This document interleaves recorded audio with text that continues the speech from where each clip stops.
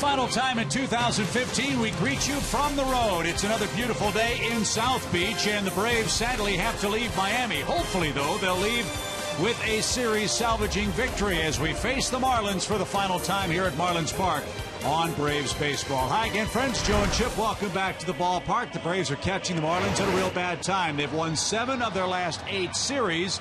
That's one part of the story. The other part is the unbelievable run of bad luck for Shelby Miller.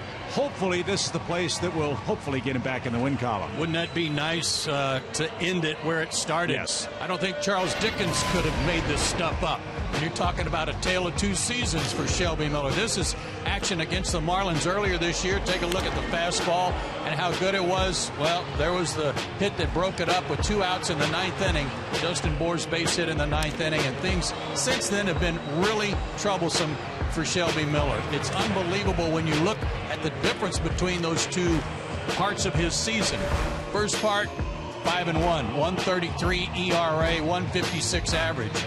Since then, unbelievable. 22 runs of support. 0-15 is his record over this stretch. Hopefully today is the day that all that ends. Yeah, truly the best of times and worst of times for the Braves right-hander Shelby Miller. He'll face Tom Kohler, who's also very literate, as is my partner Joe Simpson. We greet you for the final time from the road. Can Shelby Miller break into the win column? It's been far too long. We'll find out next after this break.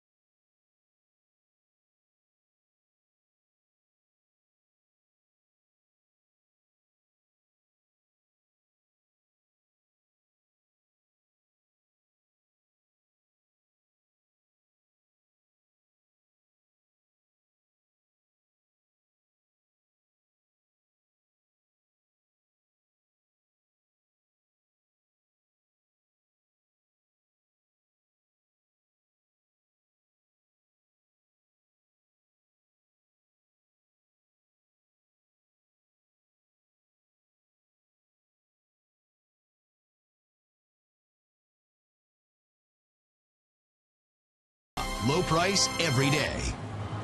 Welcome back to Marlins Park for our final road contest of the season and the end of this 7-day, 6-game road trip, and hopefully the end of this 6-game losing streak to the Marlins. Hello again, everyone. I'm Andre Aldridge, and obviously today our focus is on Shelby Miller, who stunningly hasn't won a game since coming within 1 out of a no-hitter at this ballpark on May 17th. We felt like we've all been a part of the struggle with him. You see his season numbers, but I talked to the man himself about his mindset taking the mound today. Obviously, it's been a kind of a weird season. I mean, I feel like I've thrown good, and obviously, had some ups and downs. But you know what? At the end of the day, coming to the ballpark, being with your friends and teammates, and getting paid to do something you love to do, it's hard to come to the field in a bad mood and to be mad about anything, because at the end of the day, we're doing something we love to do, and as a professional, and it doesn't get better than that. And at the end of the day, we're blessed. So you show up ready to go. Shelby also told me that despite all the bad things about the streak, the fact that his teammates keep going out there every time he's on the mound, they keep fighting and working hard, is really all that matters to him in this particular situation. Well, we know all about Mr. Kohler, but we only care about Shelby Miller. After the break, Chip and Joe have the call. Braves and Marlins coming your way straight ahead.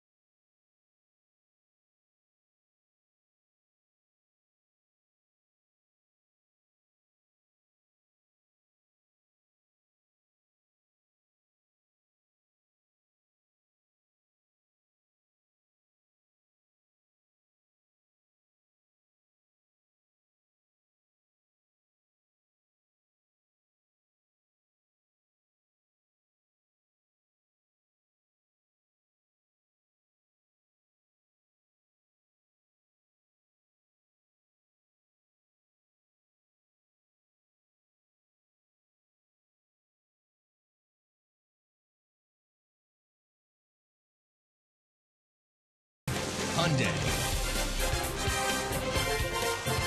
Roof is on at Marlins Park in Miami. Cloudy skies outside. Chance of thunder showers a little bit later on, but that shouldn't be a problem as we wrap up the road portion of our schedule today here in South Florida. Kids are on the field getting a chance to meet some of their favorite Marlins. Miami playing good ball. They've won 16 of their last 24 games, the best record in baseball over that 3+ week stretch. So that's what Atlanta runs into this afternoon in our final road game of the year. Nick Markakis will lead off the Academy Sports and Outdoors starting 9. Hector Oliveira is back in there at third base. Good to see AJ back in the lineup after he took a foul ball to the point of the shoulder here on Friday night. And of course, Shelby Miller will take any kind of offense that he can get against Tom Kohler today. Tom Kohler has made some starts, quite a few of them, against the Braves. In fact, 4, and he's 1-2. A 3.10 ERA. He's pitched well. He's given up 3 homers in those 20 innings, and he's walked a few guys. And he had maybe the worst August of any pitcher in the National League, and that includes Shelby Miller. He was 0-6 in August. How do you make 6 starts in a month? That's hard to do with a 6.68 ERA. Mercy. So maybe the Braves can jump on him early and give Shelby some runs to work with. The Marlins defense has been very good in the series. Dietrich in left, Yelich in center, Ozuna in right. Still no Giancarlo Stanton. Rojas and Gordon can really pick it up the middle. JT Realmuto has emerged in his rookie year behind the plate. And all about Martin Prado and Justin Bour. Nice crowd here on Sunday afternoon. See if the Braves can finish up their road portion of the schedule in the win column against the Marlins. Nick Markakis leads off, riding a 6-game hitting streak for the Braves, and Kohler missed outside. We're underway.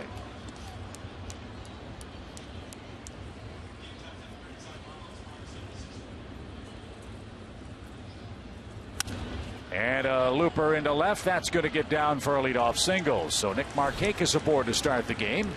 It's a 7-game hitting streak.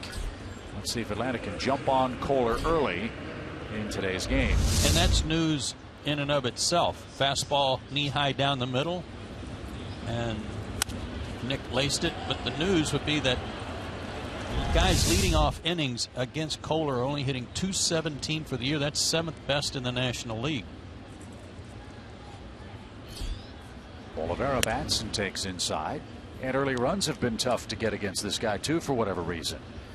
9 first inning runs allowed by Kohler, and the league hitting only 199 against him the first time through the order.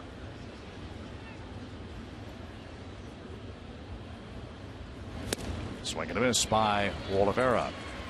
Kohler's a big guy, 6'3", 235, 29 years old, out of New Rochelle, New York. There are the numbers in the first inning. That's pretty good. He was an 18th round pick back in 2008.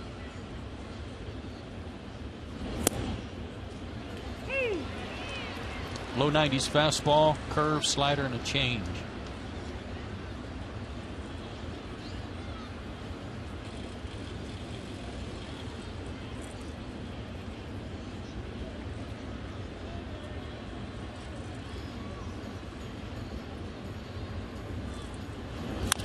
Breaking ball hit toward third. Prado to second for one. Gordon the turn and a double play.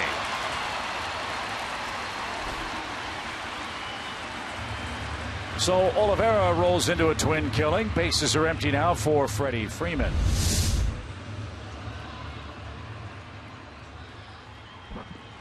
A true Sunday hop for Martin Prado.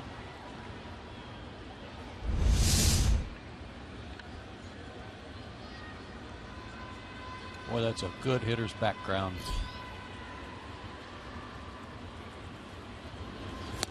Swing and a miss by Freeman, 0-1. At least from that camera angle it is.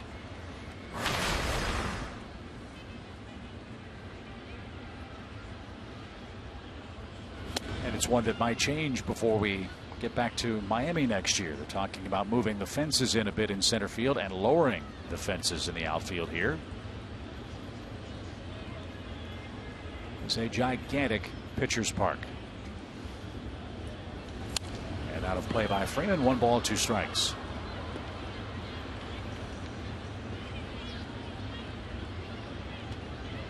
Got to admire how hard Freeman is playing with that bad wrist. He's had a good series, 3 hits, including a homer. Ready now with 18 home runs, 66 knocked in. And he chased that one and didn't get it. And Kohler is out of the first inning. He gave up a leadoff hit, a double play, and a strikeout. Sends Shelby Miller to the hill for the first time.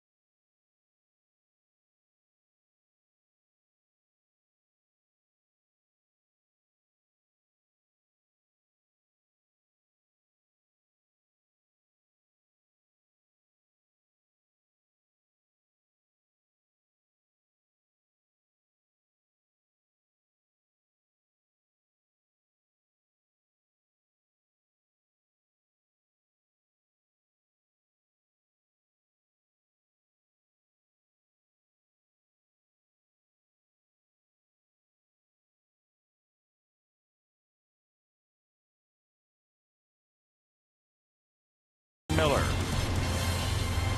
And it has been far too long since Shelby Miller has experienced a victory, and that's the biggest reason why. Absolutely it is. Shelby's had his share of bad starts, but not that many. He could easily be 16-5 instead of 5-16 if that run support had been just a little bit better. Time for his 4 keys to pitching success. And this afternoon, for starters, get off to a good start. His last start against New York, it took him 56 pitches to get through the first 2 innings. He gave up 4 of his 7 hits in those innings and 3 of his 4 walks in those innings, and both runs. And to that point, be fastball aggressive. Go after these guys, blow them away, run up some strikeouts today. His last win on this mound, May 17th, when he took a no-hitter to the very final out. And he missed outside to D. Gordon, and that's how his day begins. 1 ball, no strikes.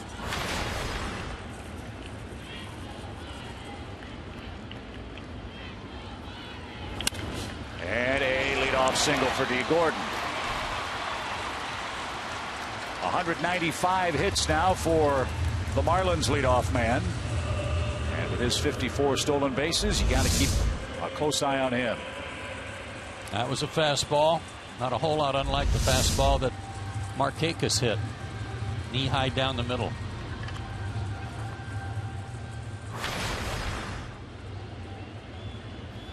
Braves have to figure out something with Christian Yelich today. He rides a 9-game hitting streak against Braves pitching. He has 19 hits in that stretch. Gordon's running on the first, and it's out of play to the left side. Yelich did the Braves a favor there.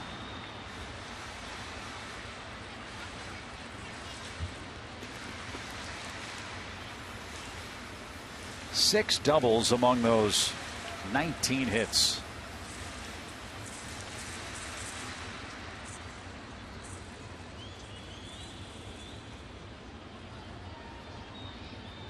Yelich trying like crazy to finish above the 300 mark with his batting average. He's at 292 at the start of today's play. Good lead for Gordon. Not going this time, and it's up and away. 1 ball, 1 strike. Haven't they given him a new deal? And yes, and I can't remember the years and dollars. It was, but to eat up some of the arbitration eligible years. That was a good preemptive strike on their part, on the front office's part.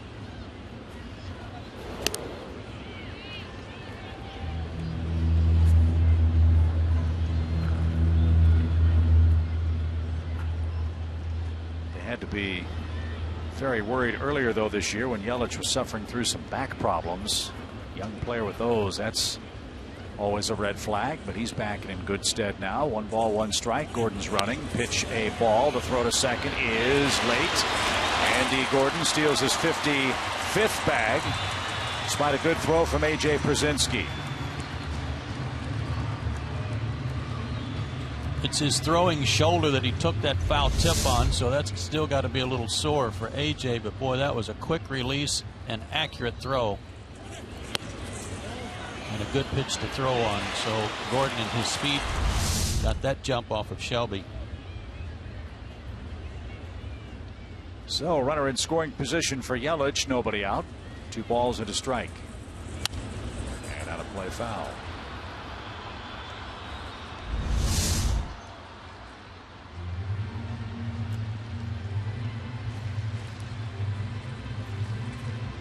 That bag twisted a little bit when he hit it.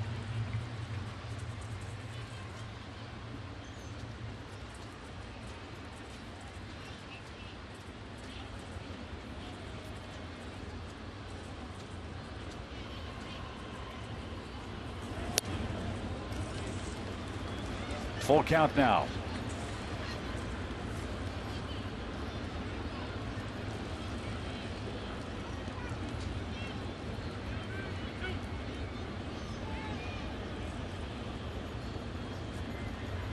Yeah, Drew looked it up for us. Yelich's deal, a 7-year contract. And he lines this one towards Simmons. He played it on the short hop. No advance by Gordon. There's the first out. was a rope. 7 years, $49.5 million for Yelich. He signed through 2022. So he's hitting second on the Marlins lineup card today. Martin Prado's their third place hitter. Marlins are scoring some runs. Since September 1st, top batting average in the league. And we know all about Prado and Bohr and Ozuna in this series. That's their Academy Sports Outdoors starting nine.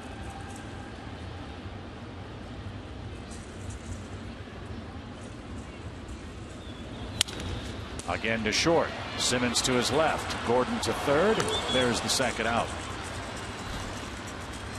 Just what Shelby wanted. Runner to third, 2 away for Bohr. Yeah, get another ground ball.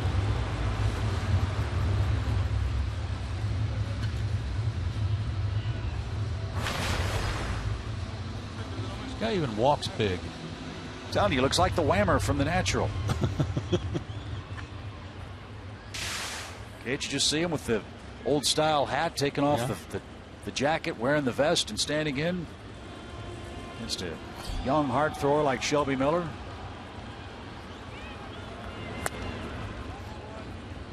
But what a find Justin Bohr has been for the Marlins. 21 homers. He's now their team leader in RBIs at 68. He passed Giancarlo Stanton last night. Remember, though, Stanton's missed most of this year with that fractured wrist. He hasn't played since June 27th.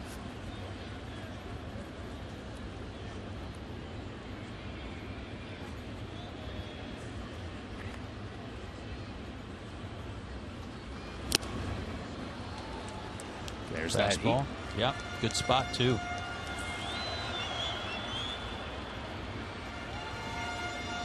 He's shown the ability to turn on a fastball middle in a couple of times in this series already. Both in the first inning, both homers.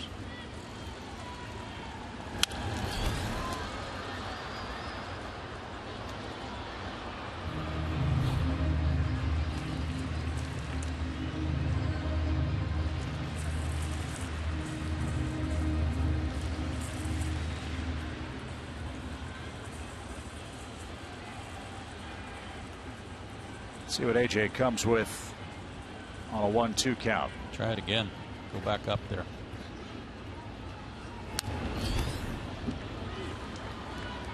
'96.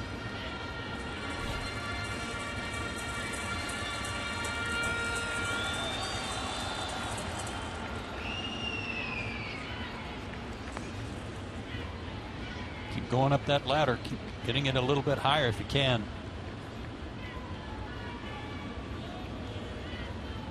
Slider instead. Or spoiled that.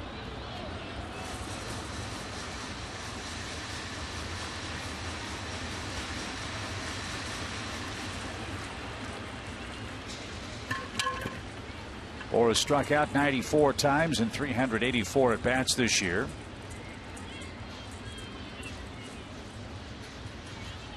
Shelby's got him set up, 1-2. Swing and a high fly ball belted down the right field line. Did he keep it fair? He did. For the second game in a row, Bohr has hit a 2-run homer in the first inning. He hit a 3-run homer in the first inning on Friday. And the Marlins have jumped in front 2-0.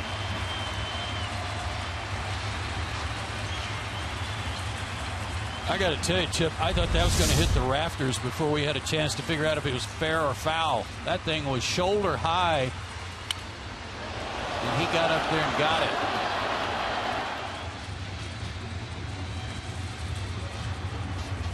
And it hit that big concrete support pillar and came back onto the field. 22nd homer for Bohr, now 70 RBIs. And the Marlins have struck first. Freddie Gonzalez might be asking for an umpire's review of the boundary call on this play just to make sure that it stayed fair.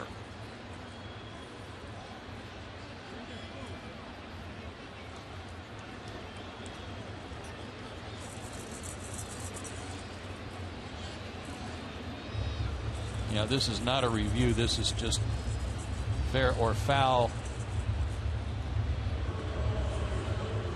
And it's hard to see the ball off that pillar because it does blend in kind of with the foul pole. And to be honest with you, it was hit so high and far. I just want to make sure that they got it right. The umpires are looking at the big screen in right center field at their first look at the replay. For the moment, it's a long 2-run home run.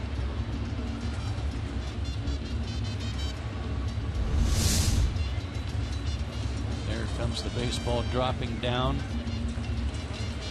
I mean, it's a legitimate question. Which side of the foul pole did it hit the pillar?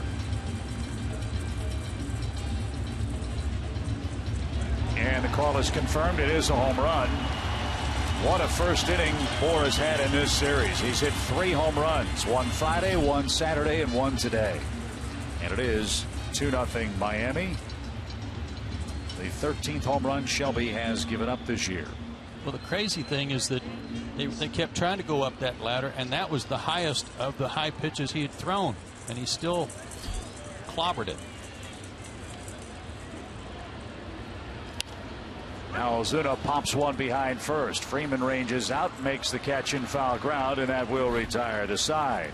The Marlins have jumped on Shelby Miller early. A 2-run homer from Justin Bour. After 1, Fish 2, Braves nothing.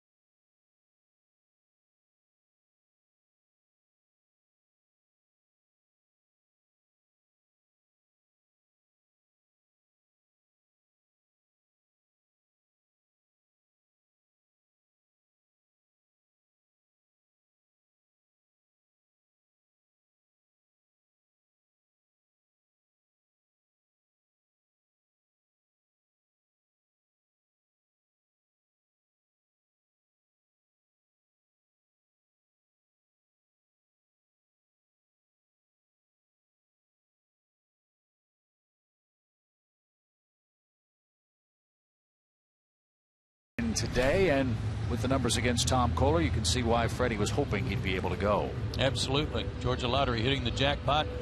AJ 6 for 12 with a couple of homers off this guy.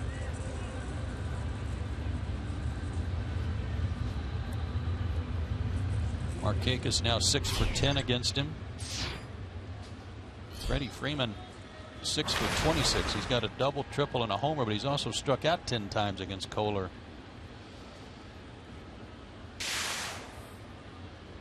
What a great year A.J. Pierzynski has had for the Braves. He's hit 41 of his last 54 starts. And starts his day hitting .294. Mentioned the point of that right shoulder and how it affect a catcher trying to throw the baseball. How does that affect a left-hand hitting A.J. Pierzynski today? I don't think it'll bother him as much as that front shoulder's been bothering Maben in terms of the muscles in the back of the shoulder. And for AJ, it's from getting, like hit a bruise right on that one spot. Easy for me to say, but I think it would affect his throwing more than his hitting. Talked with Freddie Gonzalez about the Braves catching situation before the game today. Obviously, Pierzynski's good to go. You know, LaVarn Way can catch. He worked in the last 2 games for the Braves. He said Christian Bethancourt could catch as well. His thumb's feeling better as this one served down the left field line and headed for the corner. Dietrich cuts it off, but not before A.J. gallops into second with a leadoff double for Atlanta. Another double.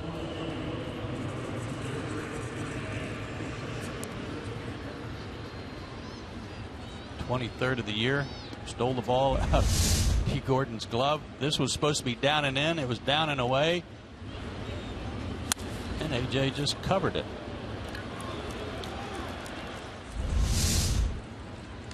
Get some of those runs back. There you go. Tying run to the plate now. A.J. Brzezinski, 16 hits away from 2,000 now. That brings up Nick Swisher. Nick looking for his second hit on the road trip. And that one's driven toward left. Dietrich approaches the line, makes a running catch. No advance by Brzezinski. Swisher's retired, 1 man down. But to finish the point on the catching situation, were Bethancourt not able to go today, and if A.J. couldn't go, I asked Freddie, who's your super emergency catcher?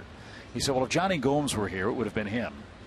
He caught in high school. He said he thinks that Todd Cunningham would be the man that could put on the gear and work behind the plate in an extreme emergency. But all 3 are good enough to receive today for Atlanta in the series wrap-up.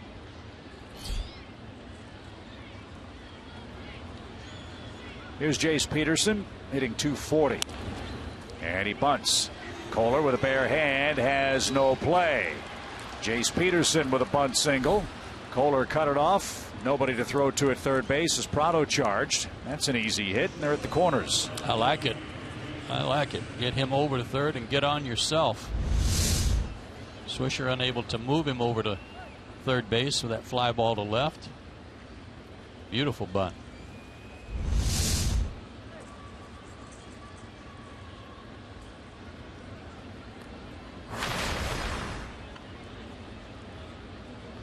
See if Andrelton can pick up at least his 3rd RBI right here in the second. He's knocked in 42 for the year. He's got a 4-game hitting streak.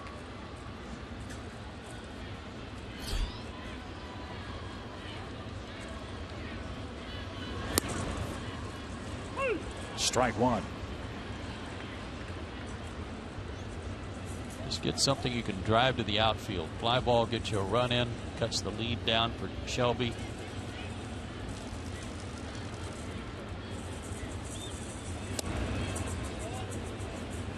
Stay out of the double play.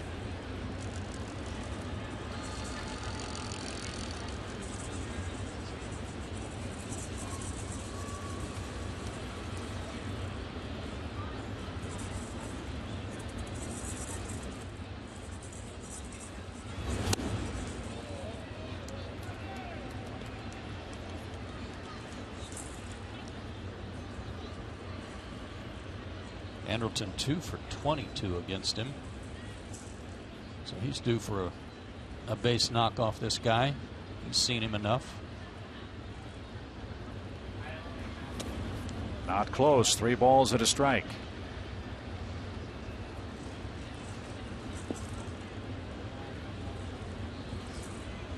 Michael Bourne waits on deck.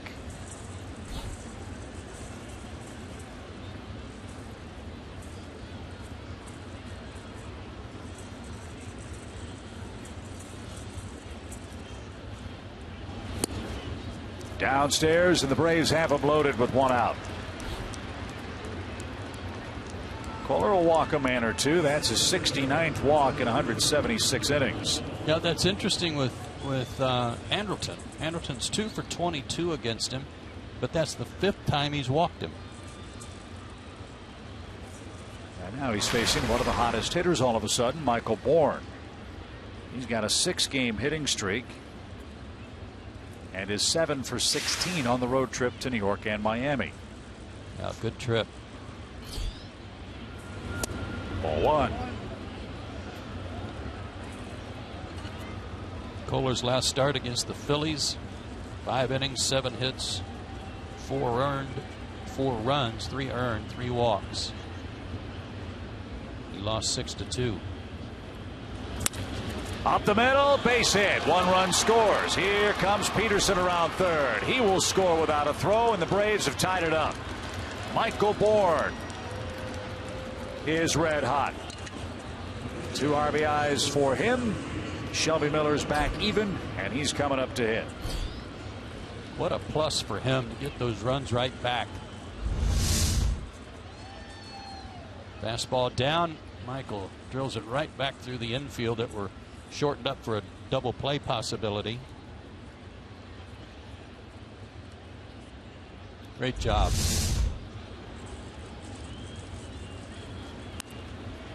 Shelby pushes that bunt, and it is a foul ball.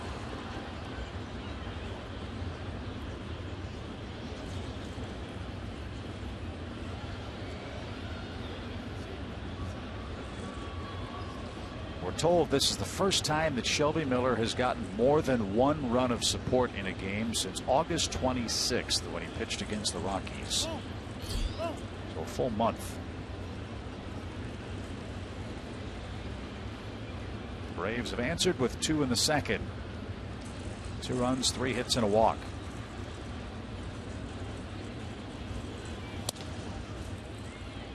One ball, 1 strike.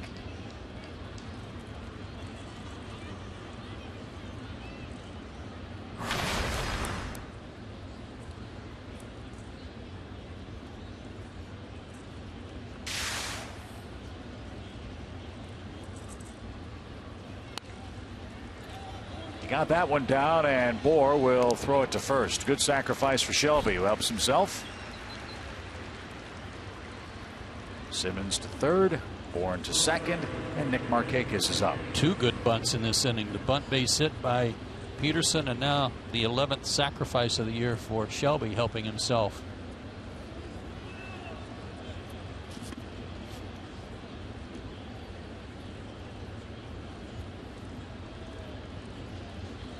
Now they've got to retire Markakis. Nick has been a hot hitter, a 7-game hit streak. He led off with a base hit today.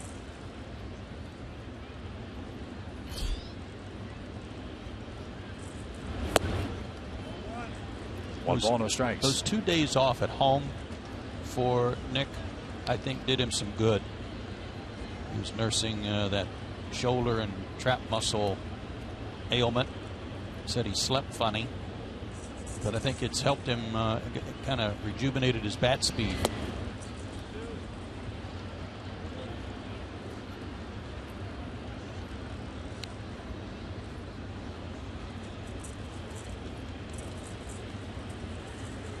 Oh, for a hit right here from Markakis. Let's see if they take the bat out of his hands, and they will. They'll go after Oliveira with the bases loaded after an intentional walk.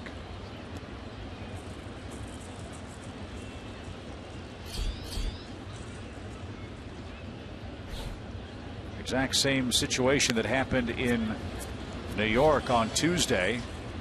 That was in the 5th inning. Markakis was walked intentionally to get to Oliveira, and he followed with a 3-run homer that put the Braves in front in New York. Game the Braves won 6-2.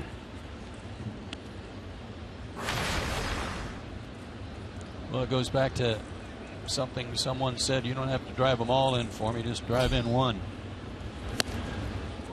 That was a swing to drive them all in.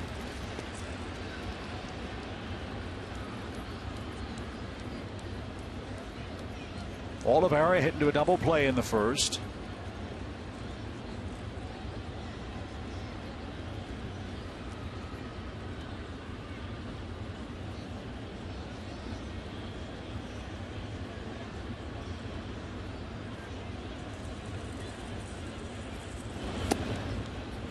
Patience there. 1 ball, 1 strike. Freddie Gonzalez talked about the splitting of playing time with Adonis Garcia and Oliveira at third base here in the final weeks of the season. He said, look, Hector's going to be an everyday player for the Braves, whether it's at third base or somewhere else, perhaps even left field next year. But they are easing him into the major league lifestyle, the major league responsibilities of being an everyday player. And he does have injury history, too, about which the Braves are being very careful as well. You know he can hit. You just wonder where his glove will work. Speaking of Garcia, Braves are learning about Olivero on the fly here in September. And he didn't get it. Strikeout ends the inning, but the Braves answer with 2 of their own against Tom Kohler. Michael Bourne, a 2-run single, ties it up.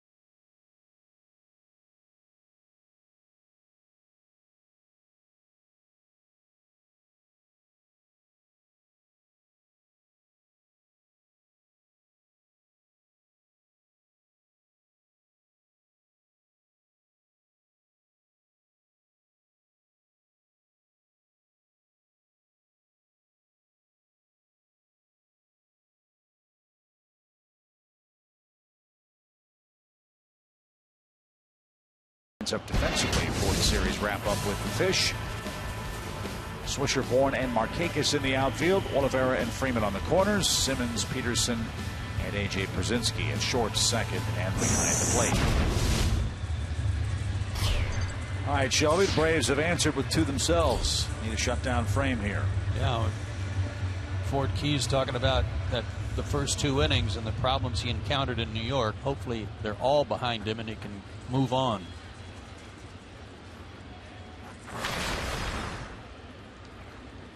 Derek Dietrich leads off. They know Dietrich can hit. They just don't know where to play him. Second baseman by trade. He got hurt in spring training. Now they've put him in the outfield.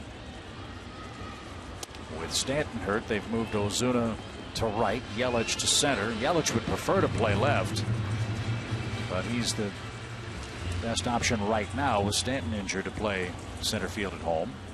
He may prefer to play left, but he'd play center for me if I were making the lineup out. And this guy's not going to play second base because Gordon is here, but his bat will keep him an important part of their team for next year because he can hit. Couldn't get that one though. Miller struck him out. Shelby's first strikeout today. And JT Realmuto, the catcher, is coming up.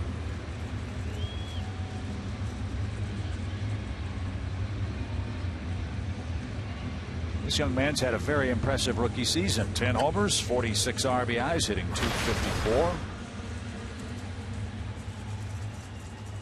And 7 triples.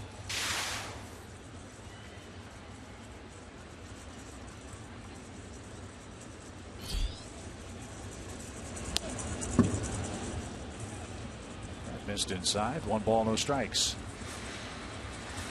Barely missed Realmuto.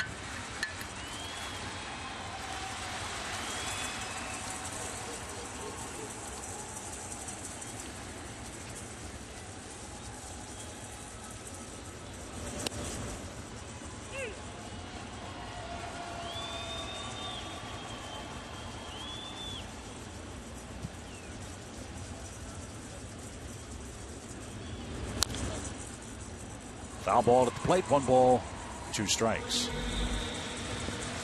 That was a good spot for his 2-seamer. Running in on his hands, kind of down. Best he could do is foul it off his foot.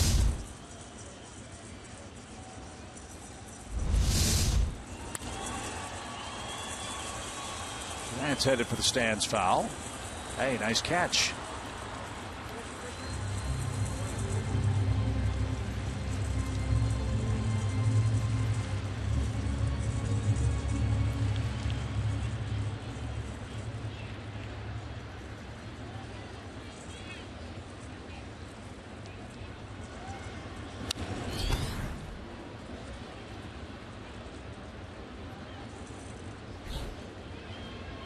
Shelby's getting acknowledgments from AJ regarding location and the pitch he wanted.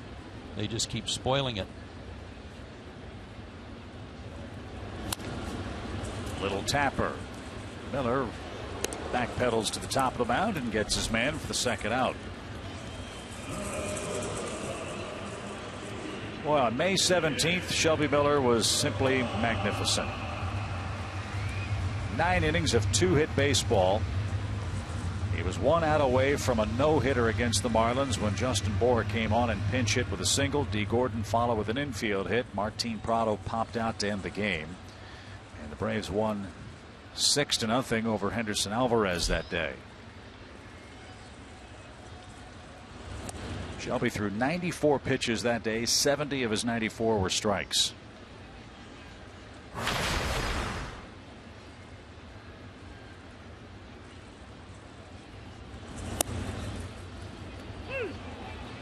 And besides the 2 hits, Marlins only got 7 batted balls out of the infield in that game.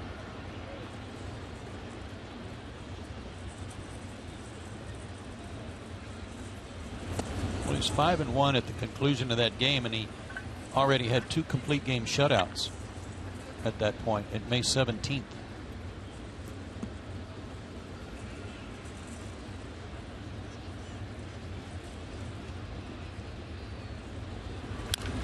Up the middle.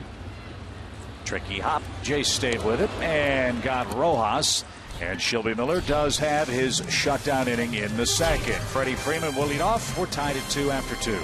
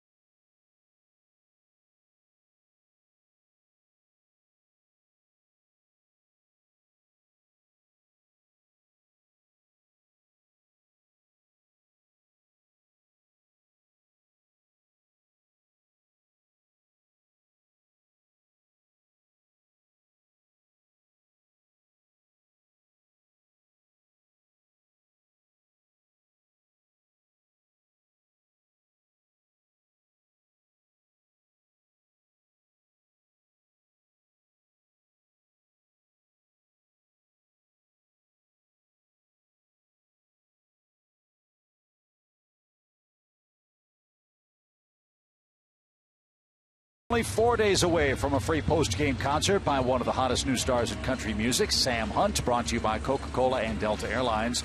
Thursday, October 1st, when the Nationals come to town. There are still a few field passes available for the show. Go to Braves.com and buy your tickets and field passes today.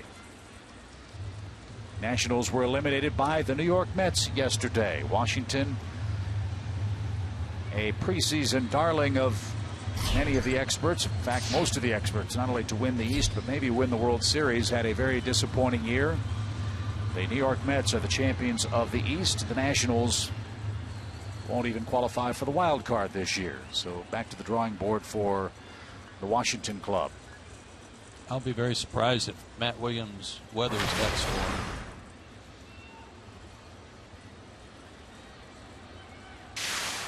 The Nationals have a lot of questions to answer. They've got to decide whether to bring back Jordan Zimmerman. He's a free agent. As Freeman tries a bunt with the shift on. Good try, but foul. Ian Desmond is a free agent. I think Doug Fister is a free agent. Denard Span is a free agent. Great idea by Freddie. Just a little too fine with it. And maybe the most amazing stat for the Nationals, their envisioned starting lineup, Joe, was together 2 games. 2.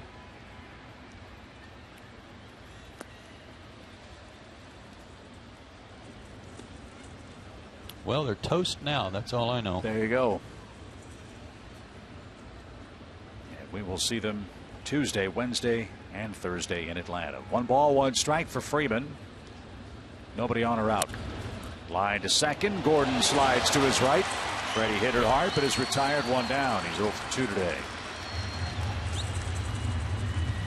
Gordon's a slick fielding second baseman. He's made just 5 errors. The one he made in this series, his first error in a long, long time. 68 games without one. Well, that was a good one. Tried to take out a security guard up about 9 rows up. Here's AJ. He doubled his first time. Well, that was one of the shots of the year. The surprised look of that security guard's face. What just happened?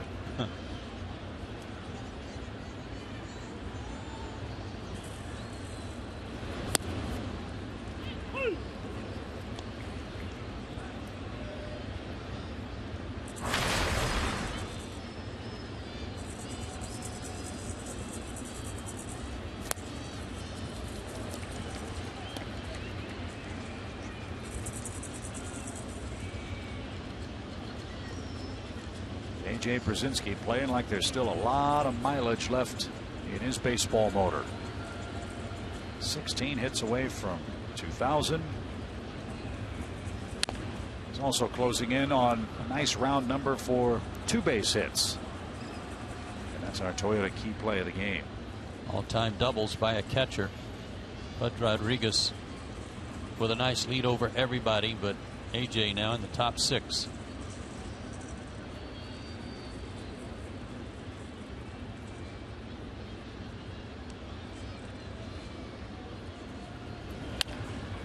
Toward third. Prado to his right. Takes a look at the ball and just got him by a half step.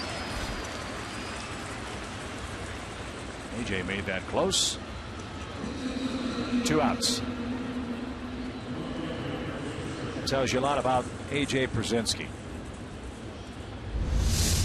How hard he ran down the line.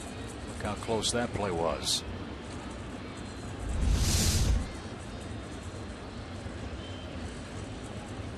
Now, Prado almost took too much time sizing that baseball up. He knew who was running, but AJ had a different thought on how that play was going to end.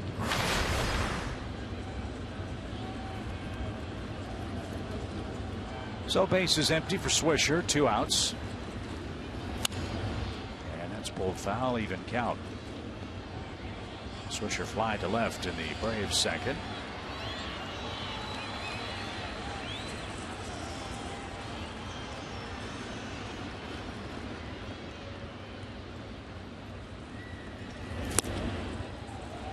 Good changeup.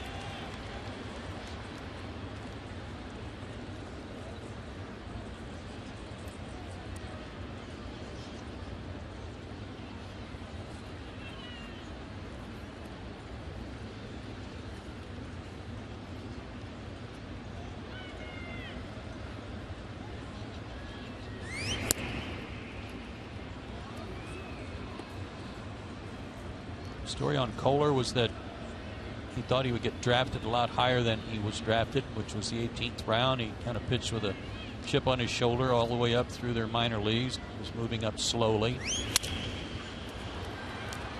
A little pop to left. Dietrich should catch it. But overcame the odds and is certainly a big part of the rotation now. Trying to win his 11th game for the Marlins this year. He got the Braves in order in a scoreless top of the 3rd inning.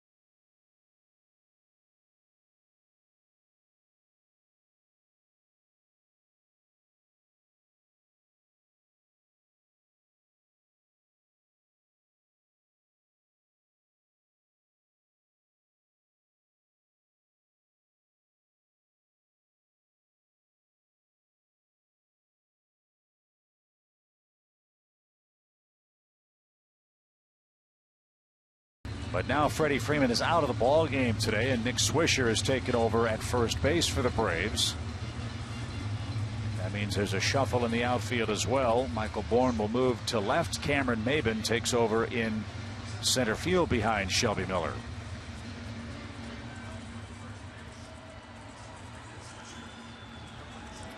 That was a swing, leaving the line drive to second. One that he was vaguely reminiscent of the one he injured his wrist on in New York, where he kind of rolled that top hand over it real hard.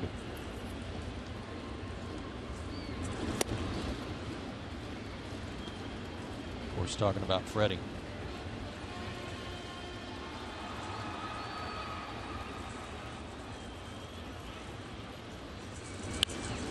Kohler didn't mean to, and that's out of play.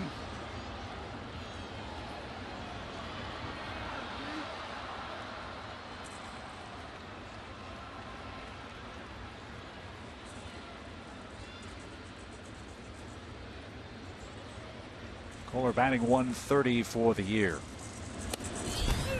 And he'll be hitting 129 for the year as Shelby Miller just struck him out. Second strikeout for Miller, who set down 5 straight. Let's take a look at that swing on the line drive where he tried to bunt earlier in the count. Breaking ball away, and he reaches over the plate and rolls that top hand over it. That's a lot like the swing he took in New York and hit a foul ball where it first cropped up.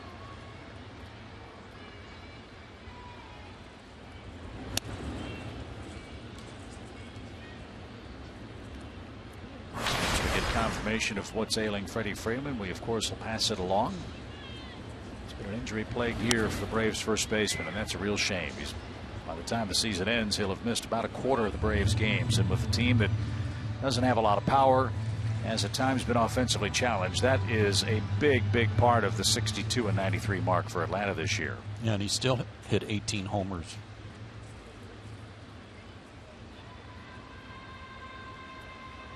1-1 for Gordon. That's slashed into the seats, foul.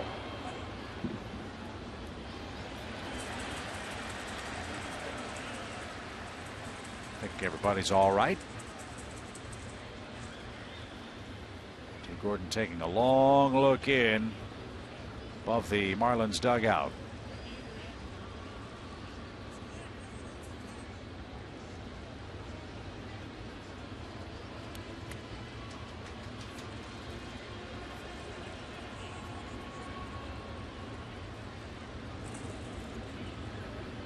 Yeah, youngster might have been clipped on the ricochet. 7 or 8 rows up behind the Miami dugout. That's inside for D. 2 balls, 2 strikes.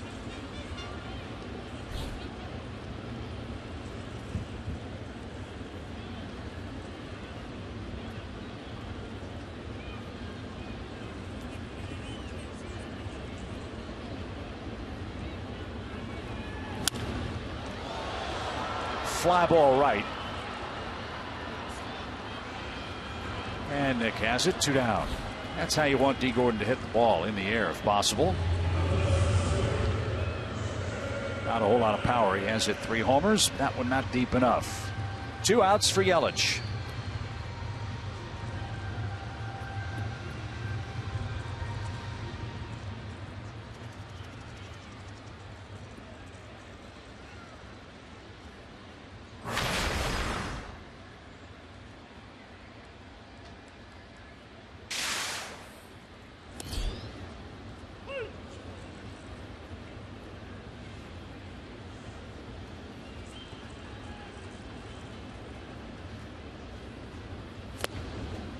Good spot.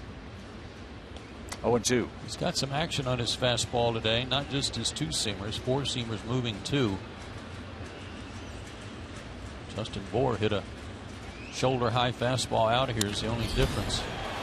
That one's hit hard to right. Markakis can't get there. It's off the base of the wall, and Yelich has another double against the Braves. He slides in on an 0-2 count with 2 outs.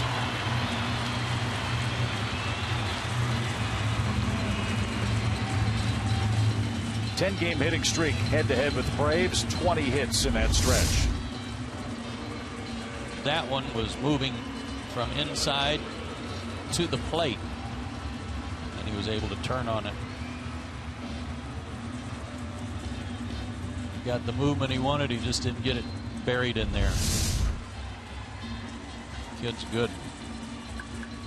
Yeah, he'll be a handful in the East, not just against the Braves, for a long, long time. Martin Prado with 2 outs. Runner at second, trying to break the tie.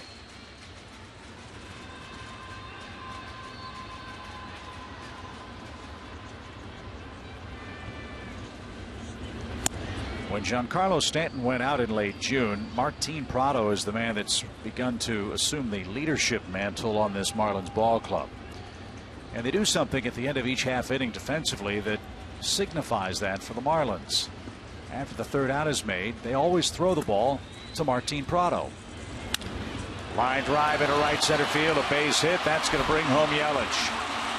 Prado with a 2-out hit makes it 3-2. And he scampers back to first after driving home his 59th man.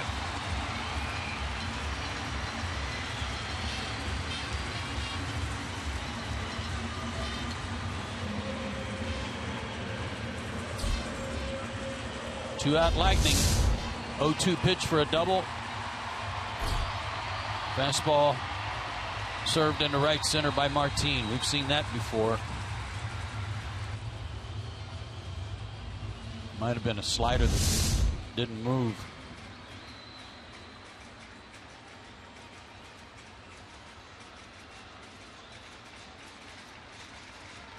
That bat is for the young fan that was hit by that batted ball by D. Gordon.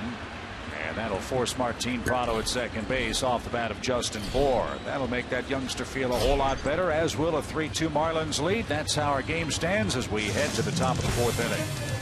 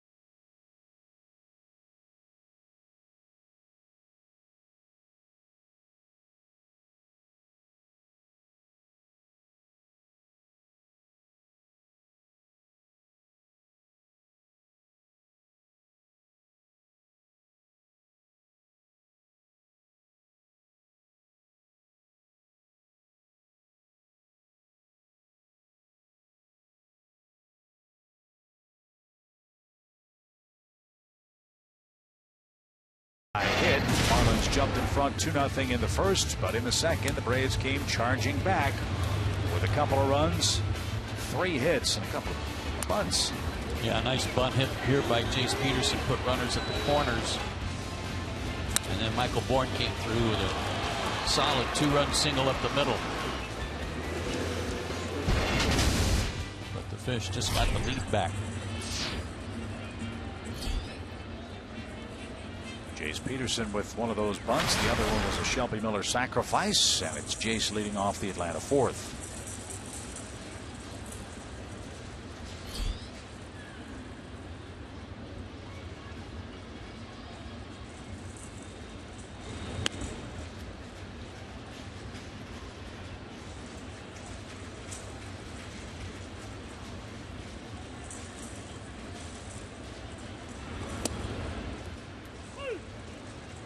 That evens the count. 1 ball, 1 strike.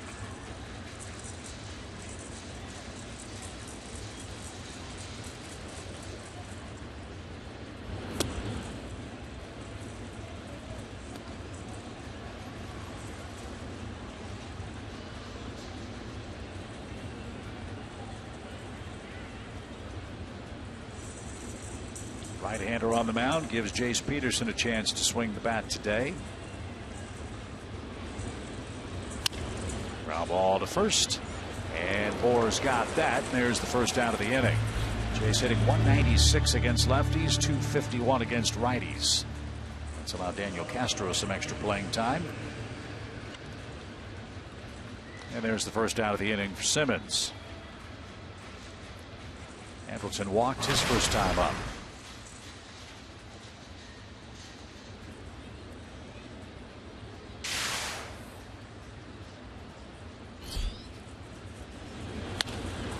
There's a line drive past Prado. He had no chance to pick that one off. And Andrelton jumps on the first pitch of the at-bat and has his 5th hit in as many games. Yeah, you rarely hit a ball that close to Martin where he doesn't even move. Hanging slider. And a bolt right by him.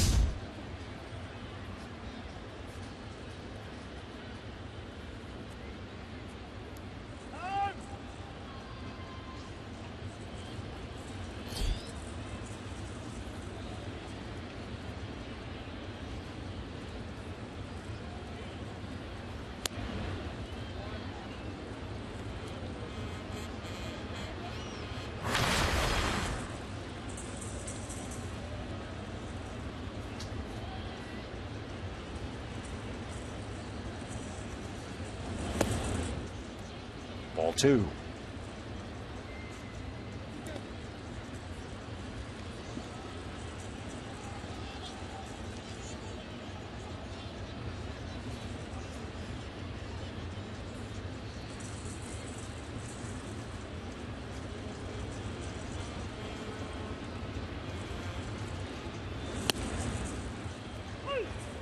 That one split the plate. 2 balls and 1 strike.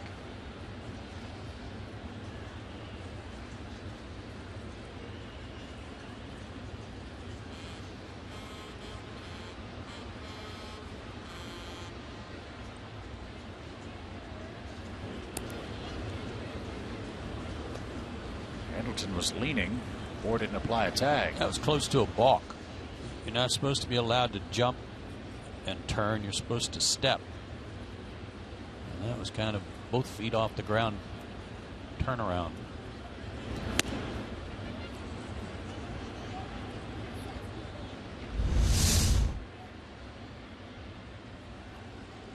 Both feet moving at the same time to spin.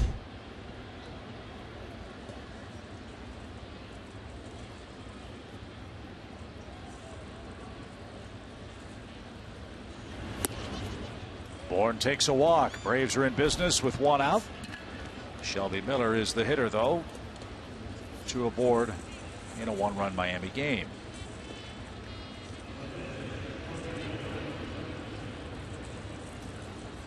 Shelby laid down a sacrifice in the second. Takes a long look down at Cole Porter here. We could possibly see the same scenario. If he gets the bunt down, moves him up. If they decide to pitch around Markakis again, Oliveira would have another bases loaded opportunity. But it would have to start with a successful bunt.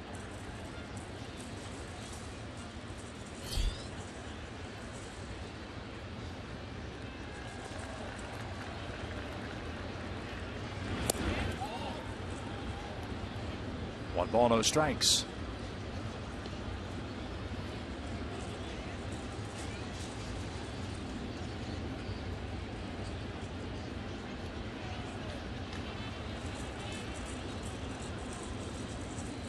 Sacrifices this year for Shelby Miller. Something that's been very noticeable. The Braves pitching staff much better bunting crew this year than at any time last year. No comparison.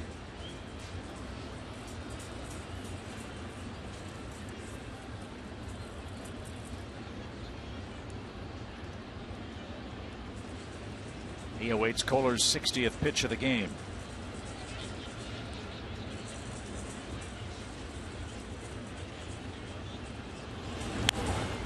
Popped it up. Bohr with the catch. Double play.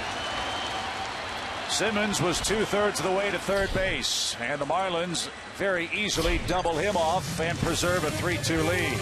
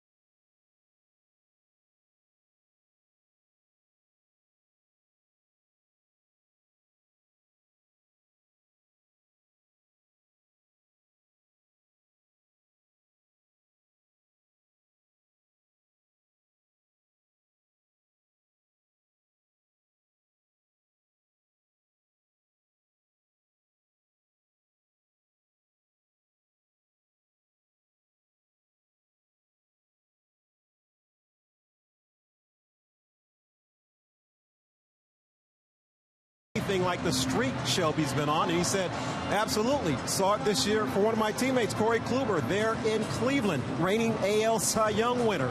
0 for 5 to start this season, continued to pitch in bad luck, but Michael added, we eventually got some runs for Corey before I came over here. I asked Michael if he could play extra hard for Shelby today. He said that doesn't work in this sport. We're going to play hard like we always do. We obviously want to do something for him and help him get the victory, but extra doesn't work. We're just going to try to put in the work. Luckily, we have a couple of runs, guys, because of Michael, but we're going to need a couple more. That's a good point, Andre. He's exactly right. Everybody wants to do well, but as soon as you start trying to do too much, nothing works.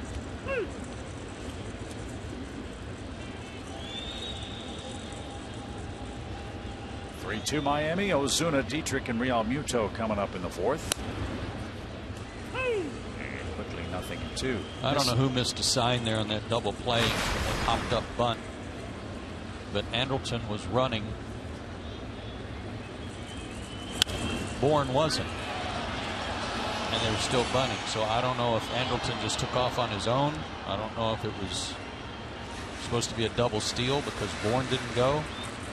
Hard to figure.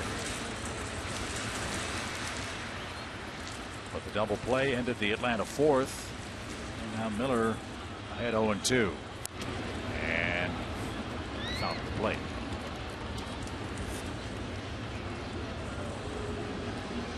No one knows this man's fate in a Marlins uniform after the season. There's some talk that he might be trade bait. Miami and the Braves, as I said last night, are going to be shopping the same shopping list in the offseason.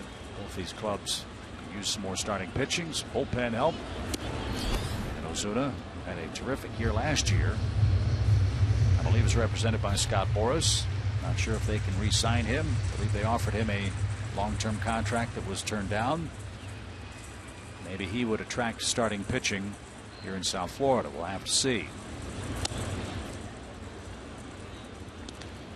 2-2.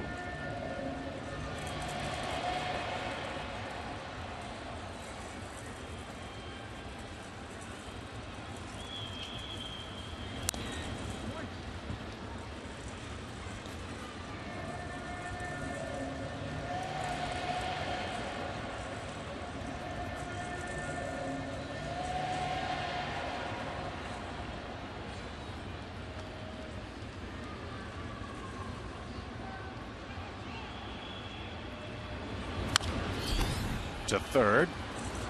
Oliveira makes the play, and Swisher had to come off the bag and apply the tag. Well, his throws really do tail into the on-charging base runner at first, don't they? Yeah, that's one of the things they got to work on, because he's already pulled Freddie Freeman into runners 2 or 3 times. This time it's Swisher who had to do some fancy footwork. Throws sidearm. When you throw sidearm, you throw sinkers. Nice play by Swisher.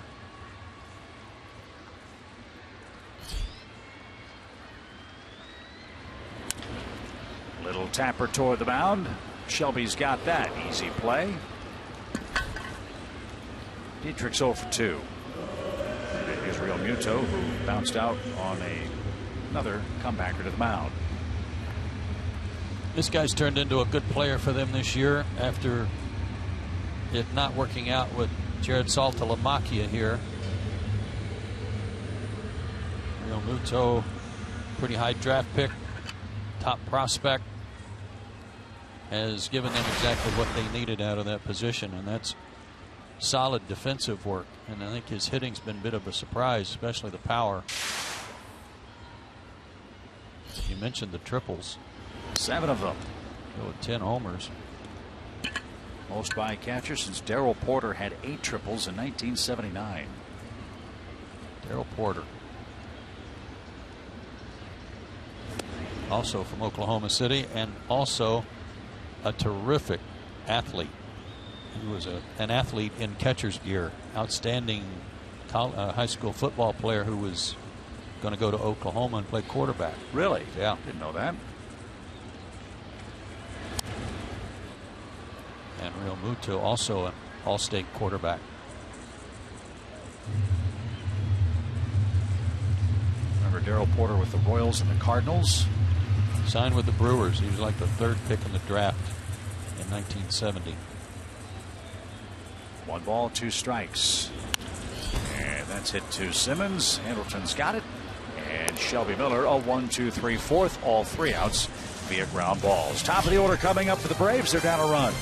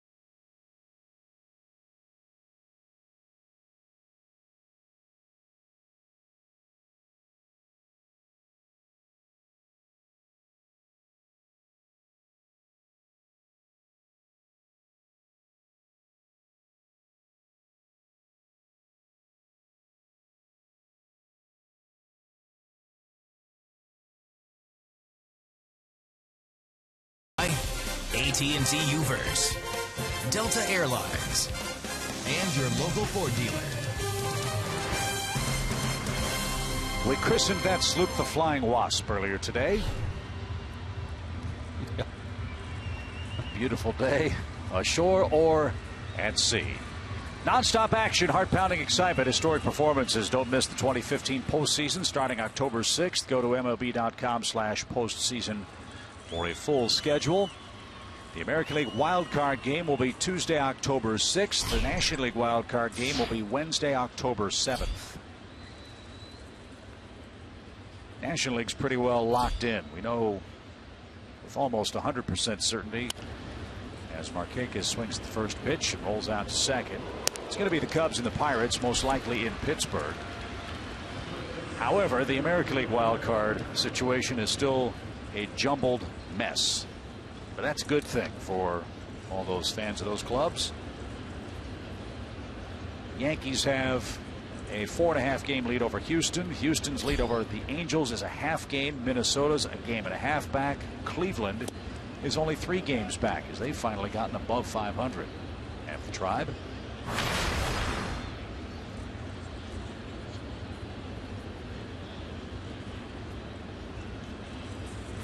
Oliveira strokes that one toward Dietrich in left. Long run still going. That's over his head and off the scoreboard. Oliveira looked to hit that ball one-handed about 380 feet to left.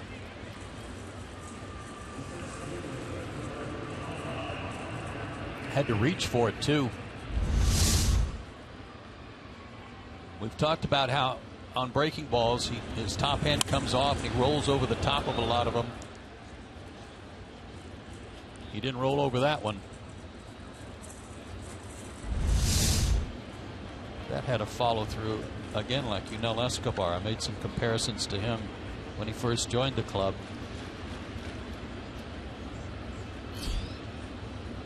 So tying run at second. It's Cameron Maybin's turn to hit. Remember, he came on when Freddie Freeman left after lining out to second base in the 3rd inning. Cameron's done good work with runners in scoring position all year. Let's see if he can get this one tied up for Miller. He does with a base hit. Here comes Oliveira around third. Yelich loads up and won't make the throw to the plate. Welcome to the lineup, Cameron Maybin. A big one-out single. Tie game 3 apiece. Absolutely welcome. Both base hits by Bourne and Maybin have been right back through the box. Cameron picked on a high fastball there. I'm not sure why Yelich didn't come up throwing there.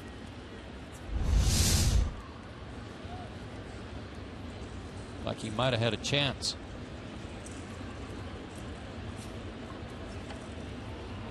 So 1 in, 1 on, 1 out. New life for Atlanta and A.J. Brzezinski.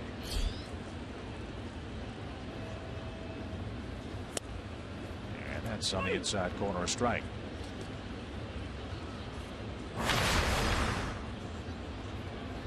We've got alphabet soup for the catchers today.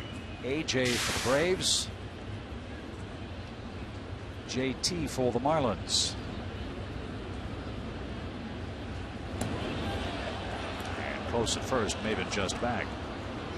No complaints from Terry Pendleton on that jump move, but I think I would be.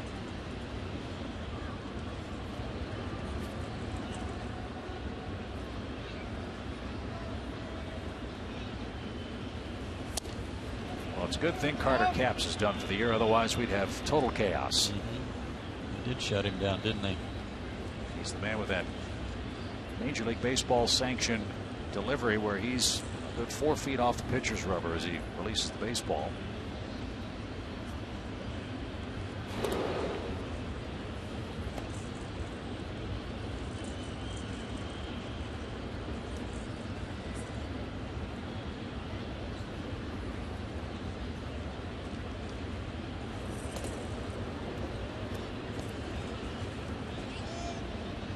Braves have to be very, very happy with what they've gotten from Cameron Maybin.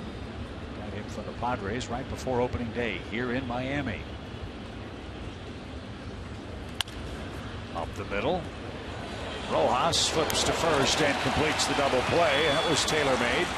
But Atlanta strikes with a double and a single back-to-back.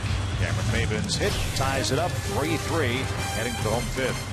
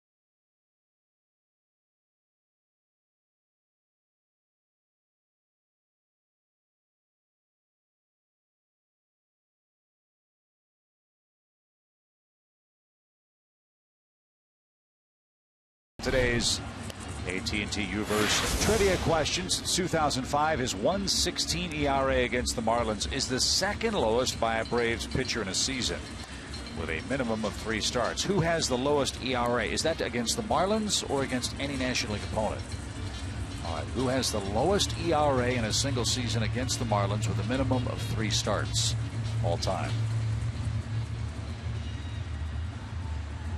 Seems to me that Tim Hudson had a pretty good hold on these guys. I like Huddy. Be a great answer. What an emotional day for Tim Hudson yesterday, I suppose. He and Barry Zito opposed each other as the Giants and A's battled in interleague play. Neither fared very well in the game, but boy, the ovation for the two of them was just outstanding. Yeah, it wasn't the storybook finish that they had hoped for. I read today, though, that the Giants, who finished the season with the Dodgers, are going to have Tim Hudson pitch the final game of the year. Oh, really? And it's going to be Tim Hudson Day at AT&T Park. That's nice.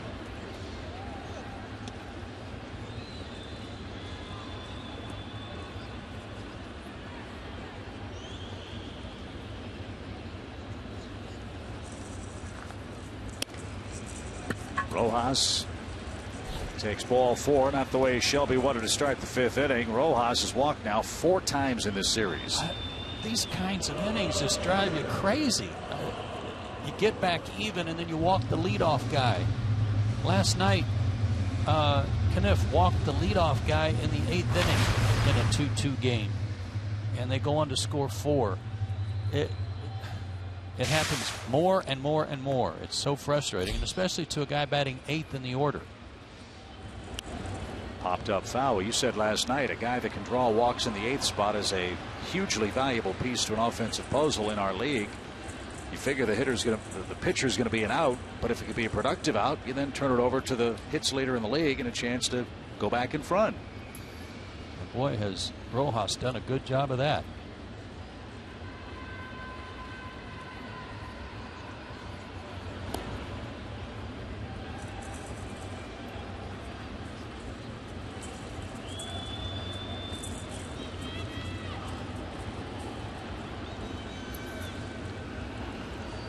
No balls and a strike for Kohler. He got it down. Miller thought about second, couldn't get a handle. And the sacrifice works, and now D. Gordon stands in with Rojas in scoring position. You're exactly right, Chip. He kind of double clutched in the glove, or he might have gone to second. Fastball bunted back to him. Couldn't get it out.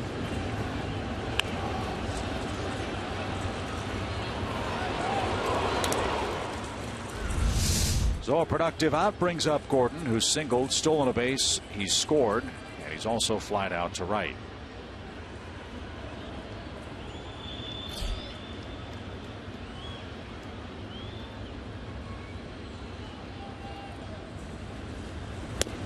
And D takes high, 1 ball, no strikes.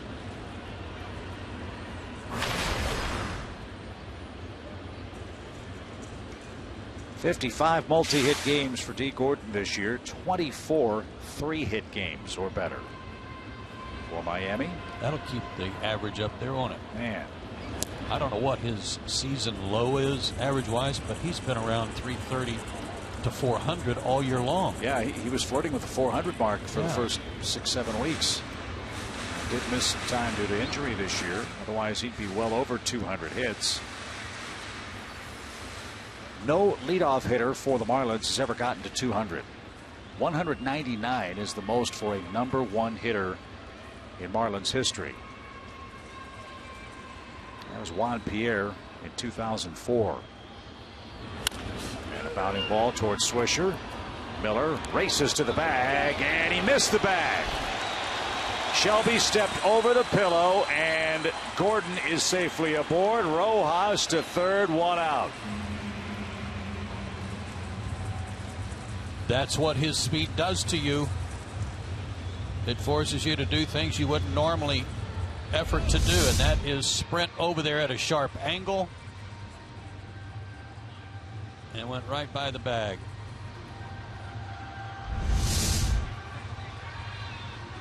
He got a good feed and a quick feed from Swisher. Well, you might recall the game here on Friday night turned on a play very similar to that when Gordon outran Ryan Weber to the bag. He was given an infield hit on that play. Here it's an error on Shelby Miller. And it sets it up for Miami. First and third, one out in Yelich.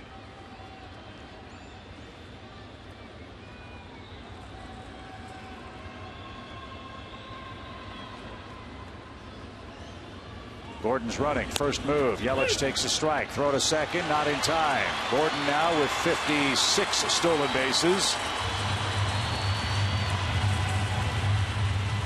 That's one away from Billy Hamilton for the league lead.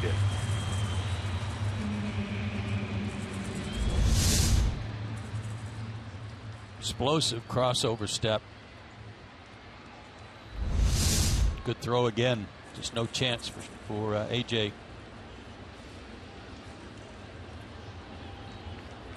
Now you're in a tough spot. Yelich wears out the Braves. He's got two in scoring position. Now he's got two strikes. He was behind in the count his last time up when he doubled.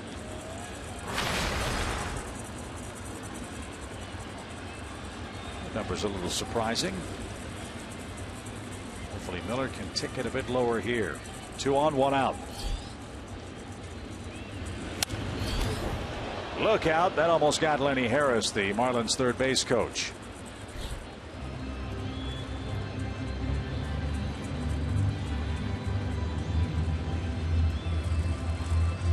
I know third base coaches like to be in a position to help the runners coming from second if there's a base hit. Try to help them score. To give themselves more time to read a play. The closer you come to home plate, the closer you are to harm's way, as Lenny was right there. No thank you.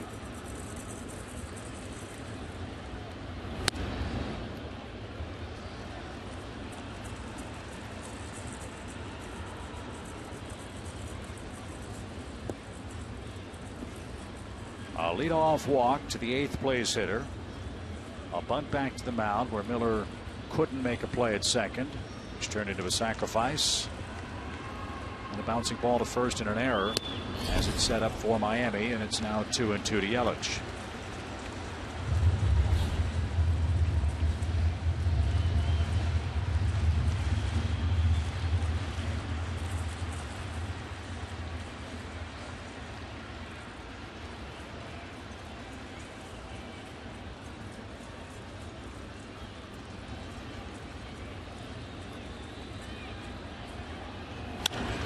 Line to short. And all hands are safe. 2 outs. I know he almost lifted that one over Andrelton's head, but I'm really glad Shelby and AJ stayed with the fastball there. They did not go soft to Yelich when he was behind in the count, just kept pounding the fastball and ultimately got the out, but he didn't hit that ball very hard, had to fight it off. I think Yelich is at his best when you do throw him off speed stuff. I think that's where he's, and especially down where he can just drop the barrel on it. Well, that was one of your forward keys. Stick with the fastball. It served Miller well there for a big second out. Now Prado hits with 2 on, 2 down.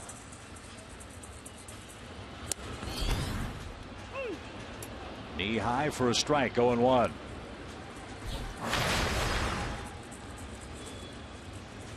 It looked like Martin on that line drive for the RBI his last time up got just a cement mixer slider or maybe a two-seamer that that didn't do anything. Line drive left field, base hit, 1-run scores. Here comes Gordon around. He's going to score. Throw back to first. Prado safe. He's knocked in 3 runs today, and the Marlins lead 5-3.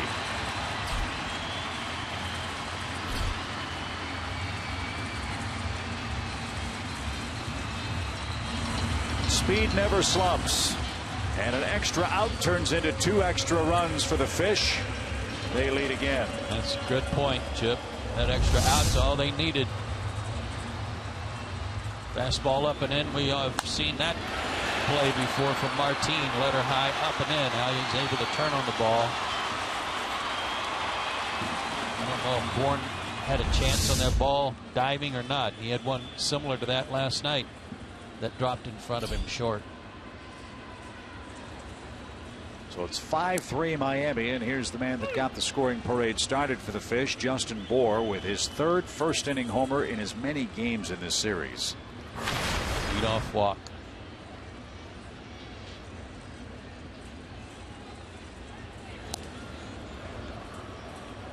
And that one almost got by Swisher at first.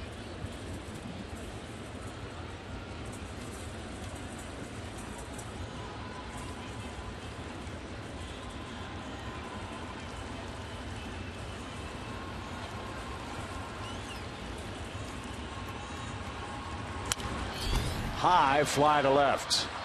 Michael tracks it down near the line, and that retires the side. You're right, Joe. A leadoff walk, an error at the first base bag, and a 2-run hit by Prado gives the Marlins a 2-run lead after 5.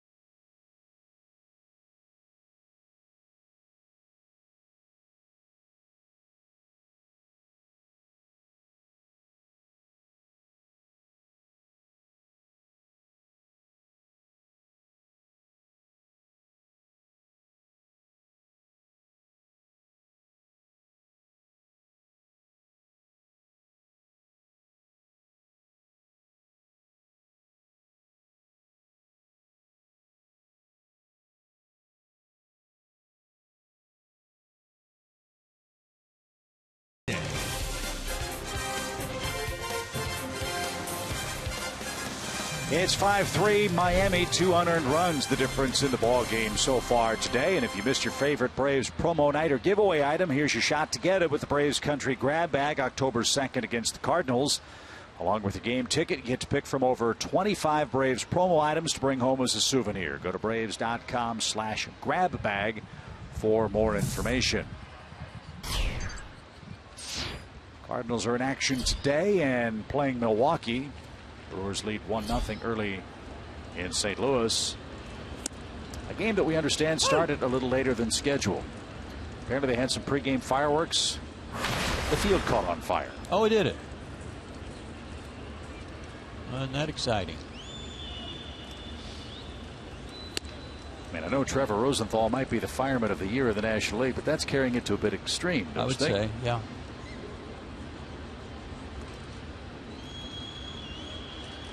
So Kohler back in front. He's got Swisher, Peterson, and Simmons coming up.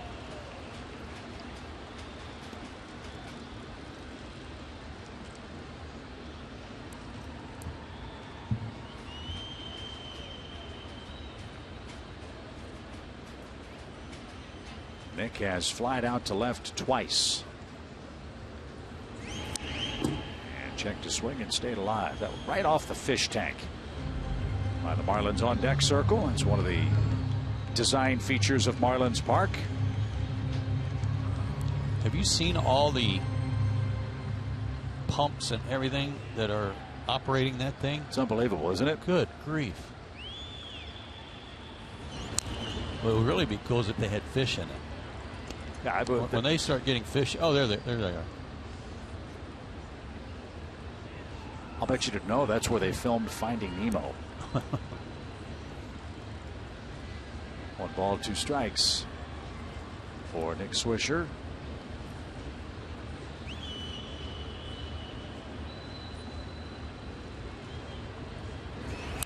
My question is, how do you battle test the fish tanks here with foul balls that ricochet back? I mean, we could have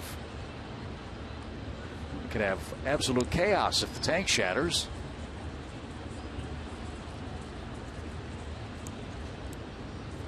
Yeah, that would not be good.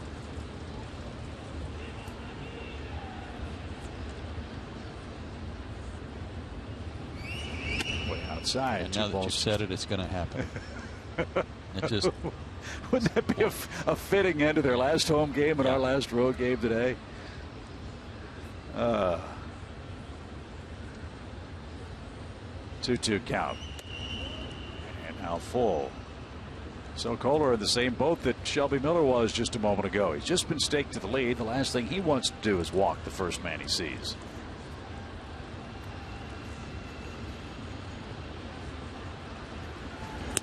And he just did. Just amazing. I mean, these are both good pitchers. They both know how to throw the ball over the plate. And it's just amazing the effort they go to avoid having contact and losing a guy to a walk.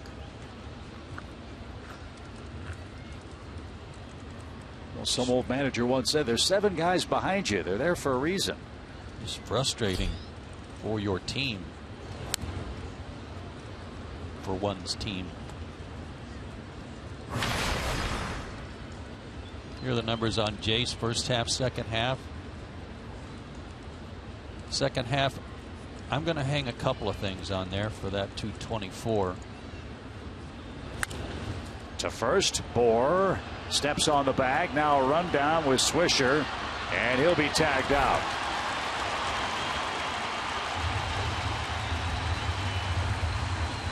That ball was hit hard, pulled hard, but I think at times Jace got real pull happy and his swing got long, and I think it got long because he got a little tired. He'd never played this many games before.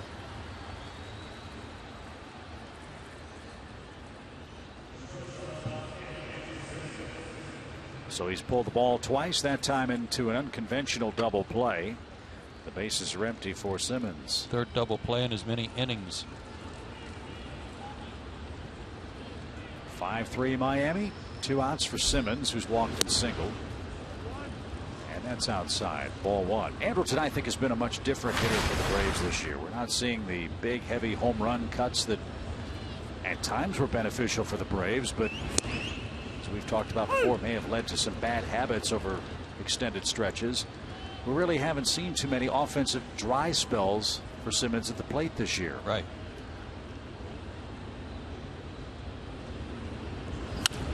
And a shot up the middle sends Kohler somersaulting to the base of the mound. That'll wake you up.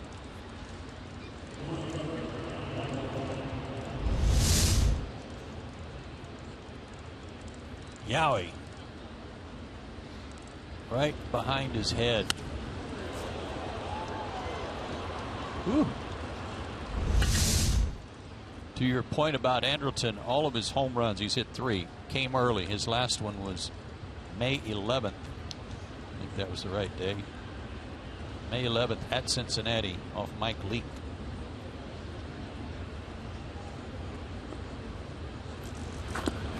And because of what you said, trying to hit more line drives, put the ball in play more, he has been very consistent all year long. His average never really that high, but he's right around 260 now. And 2 more hits this afternoon.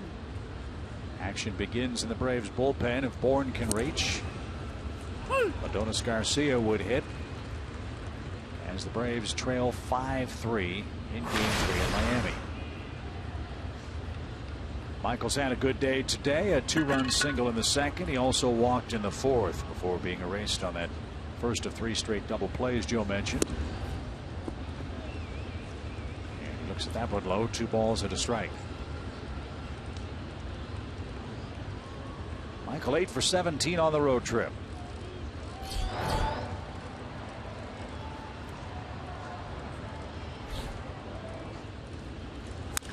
Bouncing ball to Bohr, right at the bag, easy play, and Kohler works around a leadoff walk and an Andrelton Simmons laser back through the box.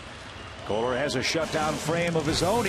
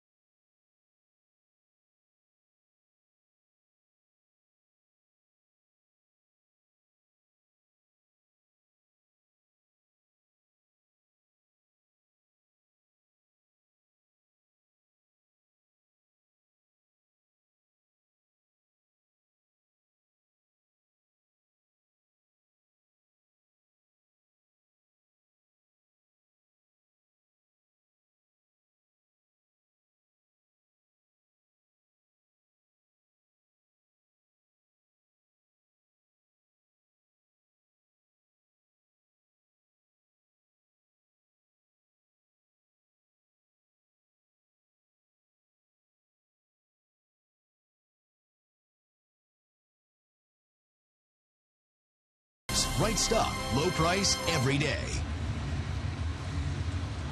Braves fans, don't miss Fan Appreciation Weekend and the final home games of the season starting next weekend, Friday, October 2nd, 3rd, and 4th. The Cardinals will be in town.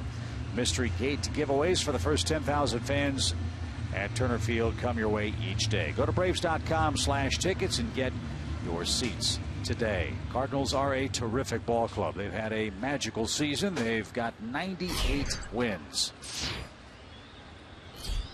and a 3-game lead over the Pittsburgh Pirates. And why do I mention that? That's who they play next starting Monday. It's kind of rough when you've won that many games and you can't put anybody away in your division. Pittsburgh's rolling. They've won 8 consecutive ball games. What a road trip the Pirates have had. I recall we mentioned what difficult scheduling that was and what a tough assignment it was for Pittsburgh, going to Los Angeles with Kershaw and Greinke staring him in the face in that series against the Dodgers. They took 2 out of 3 there. They went to Colorado. Never an easy task, but especially this time of year. They swept the Rockies. Then they've gone to Chicago to play the Cubs, and they beat the Cubs twice. Yeah, and for all their hard work, they get the Sunday night game. The end of that 10-day road trip. Stay hot. But boy, Clint Hurdle's team has done a remarkable job this year. And that's going to be one whale of a wild card game. We just don't know who it's going to be with if Pittsburgh pulls off a miracle. As Ozuna bangs one through the box. You know, the Pirates could knock off the Cardinals and make them the first wild card, and then it could be the Cubs and Cardinals in a 1-game shootout. So nothing's really decided there, although the most likely scenario is Pittsburgh and the Cubs. That ground out by Michael Bourne in the top of the inning gave Shelby Miller a reprieve of sorts. He gets to work one more inning and a chance for his offense to come up next inning and score some runs, but he's going to have to get through this inning and shut him out to make it a little easier on his offense.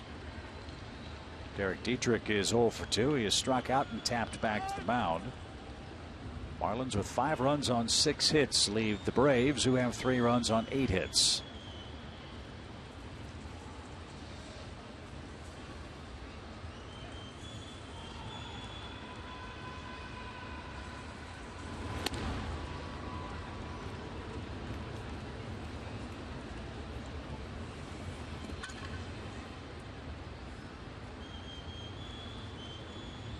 Justin Bour's had a gigantic series for Miami. He's hit 3 homers. And Dietrich skies one toward Maven in center. Long run for Cameron. Out near the Bermuda Triangle, makes the catch. Ozuna's going to tag, and he's going to move up on the deep fly ball to center. Heads up base running by Ozuna. He used the spacious dimensions of the park to his advantage, and a productive out for Dietrich. 1 away.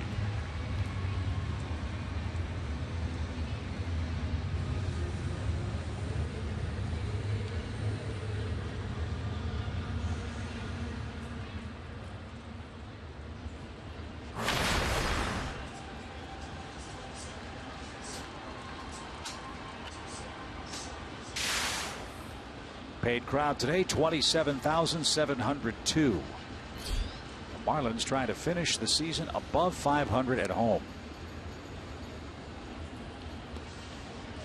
They're 40-40 at the moment and are playing the best baseball in the National League since the last day of August.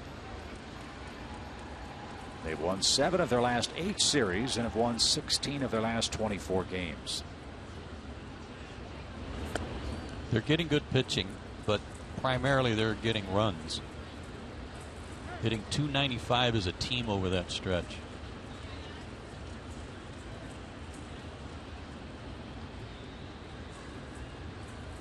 Don't know if it'll be the final week for Dan Jennings as the manager of the Marlins. He replaced Mike Redmond after the game May 17th here. As the game started by Shelby Miller in the near no-hit bid. Published reports said that Manny Acta has already been interviewed for the managerial vacancy, and that Dan Jennings has been offered his GM assignment back if he chooses to accept it.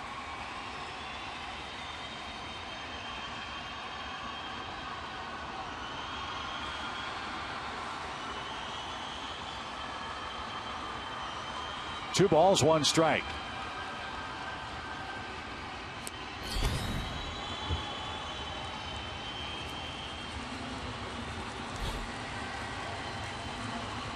Peter Moylan has been loosening in the Braves bullpen.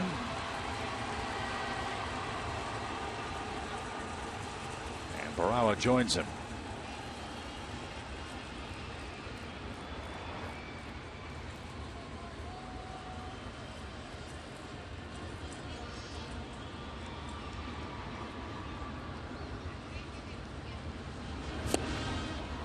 Good pitch. Realmuto didn't get it. It's a full count.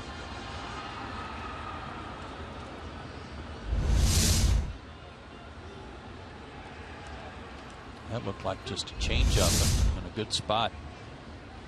He's been throwing a split, and that might have been one.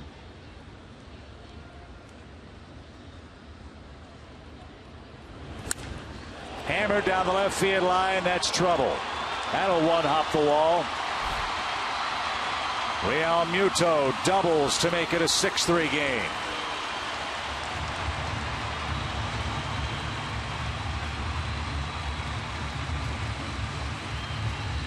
47 RBIs, and that's going to be the end of the line for Shelby Miller as Freddie Gonzalez makes his way to the mound. Good changeup, and then a two-seamer running in on him. Good swing by Realmuto to turn on it. Not going to happen today. Shelby had 3 runs with which to work, but that's not been enough. The Marlins have touched him for 6 on 7 hits.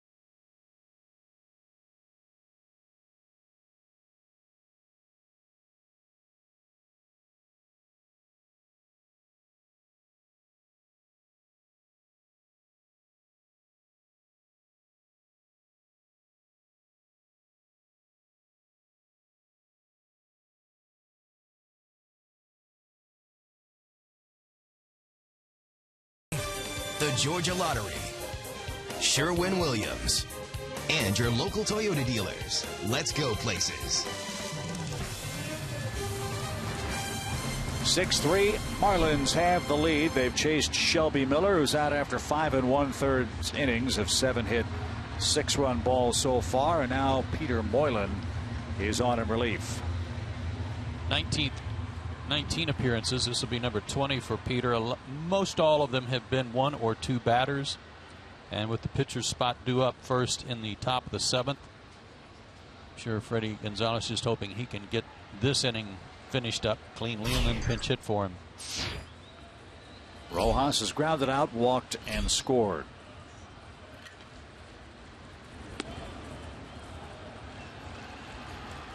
So it's going to be 24 winless starts in a row for Shelby Miller. That passes Matt Keogh, who had 23 such starts with Oakland in 1979.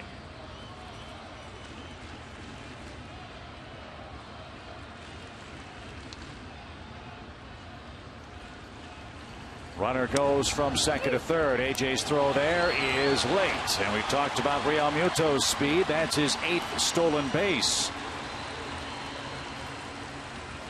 to go along with 7 triples. And the Marlins try to add on here in the 6th. That was a case of Peter not making him stop, not giving him a second look.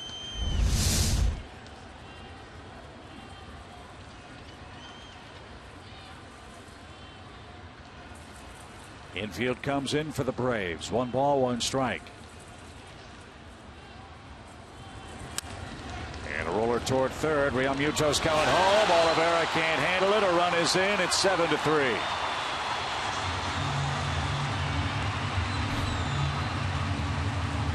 They had him too. Real Muto hesitated before he broke to the plate.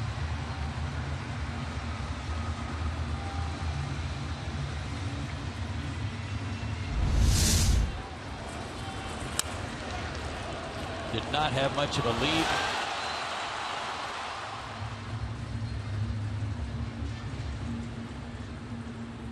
So 2 errors have led to 3 Marlins runs today in what's now a 4-run game.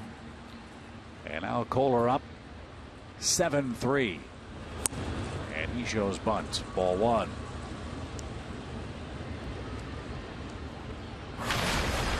With the things that Real Muto is doing behind the plate and offensively for the Marlins, it kind of reminds me of Jonathan Lucroy, being a real good all-around player as a catcher.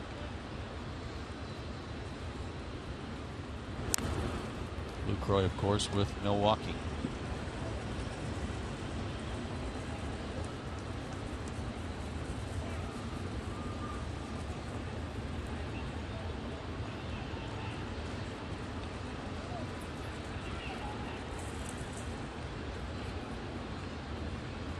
One ball, 1 strike.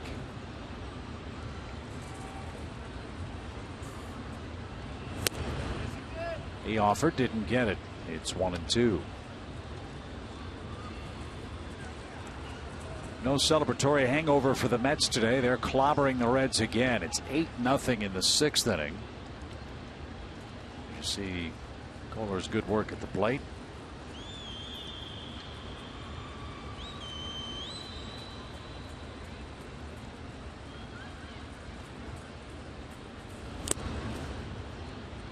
That one was tipped into AJ's glove. Moylan gets the strikeout, and he'll also get the hook from Freddie Gonzalez. He got the ground ball to third he wanted, but Oliveira couldn't handle it. He strikes out Kohler for out number 2 in the inning. And the lineup card flips to D. Gordon, who's scored twice and has 2 stolen bases. We'll tell you who the new Braves hurler will be when we come back to Miami.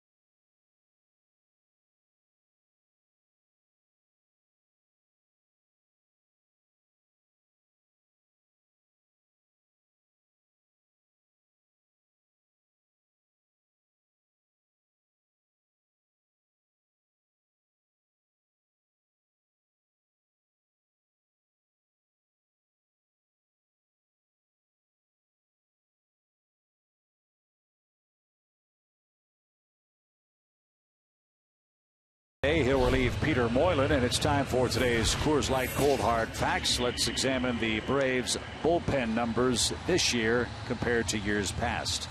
Well, that's part of the second half issues, especially for Atlanta. The bullpen's given up more home runs this year than the last 2 years of work by the bullpen combined from 13 and 14. So that is definitely on the grocery list for the Braves this offseason, improving the Atlanta relief corps. We'll see if Barawa will figure in those plans as he's in his 10th game with the Braves this year. 2 of those already in this series. He's been in all 3 games now. Total of inning and 2/3, 1 hit, no runs or walks.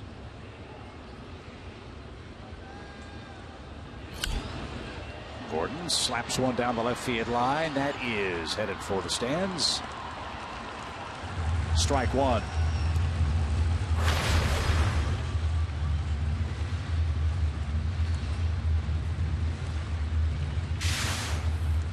We'll see the Marlins very early next season, according to the tentative 2016 schedule. Braves' first road trip will be to Washington and then here to Miami, a weekend series April 15th, 16th, and 17th, 2016. Braves are slated to open the championship season at home against the Nationals on Monday, April the 4th.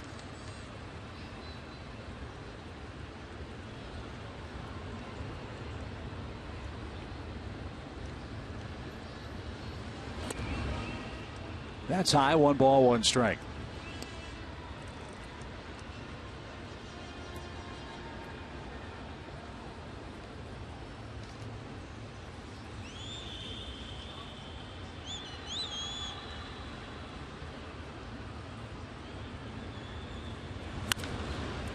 To left.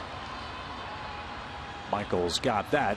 And Barawa retires Gordon and the Marlins. They had a couple more runs, 2 hits, a costly error, and we're off to the 7th. 7-3 Miami.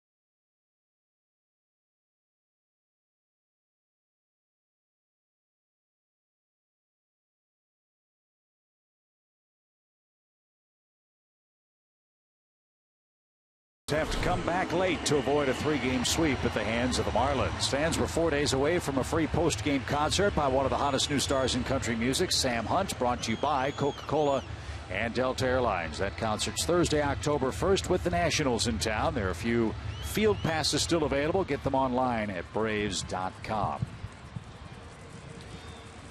Big lead for Miami. That means Dan Jennings goes to his defensive lineup. He's got Ichiro in left.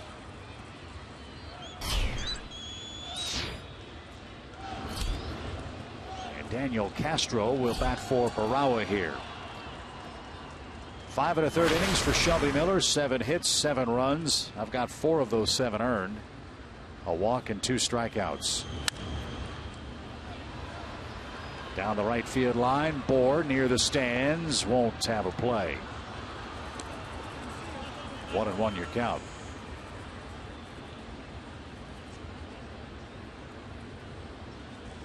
And so for Shelby Miller, 24 consecutive games without a win. Jack Neighbors has the record. It's 27 straight. He suffered through a 1-20 season with the 1916 Philadelphia A's.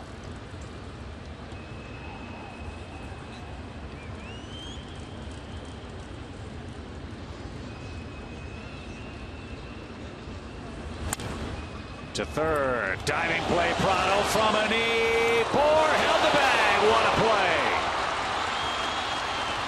What an incredible play at both corners of the Marlins infield. Prado to catch it, Bohr to snag it, and there's the first out. We saw Bohr having some fun in the dugout, and why shouldn't he? 3 homers in the series. Great play by Martin. Somehow Bohr kept his foot on the bag. Got run into by Garcia. Did a nice tumble.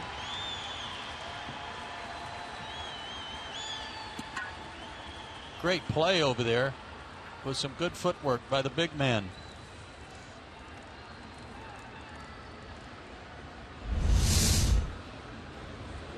What a play. 1 out. And Markakis sticks outside. 1 ball, no strikes.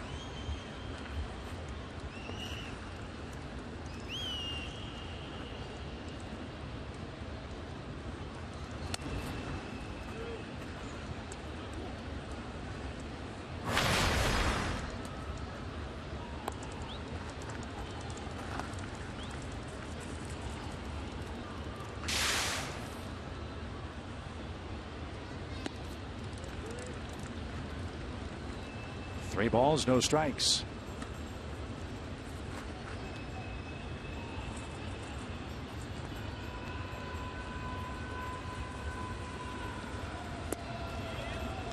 Taking all the way right there. 3-1 your count.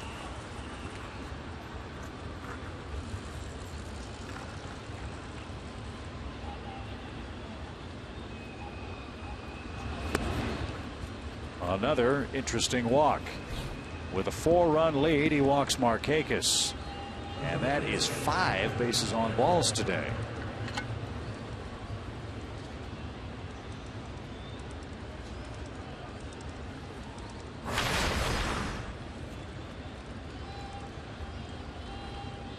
Asking for trouble.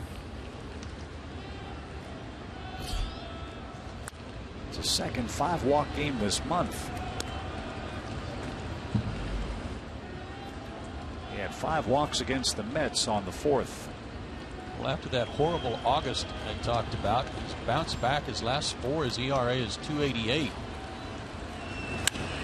Line over short by Oliveira. That ball was hit hard. Markakis around second. He'll make his way to third. Oliveira on his way where he'll stand with a double. And here come the Braves again. Back-to-back doubles for Hector Oliveira.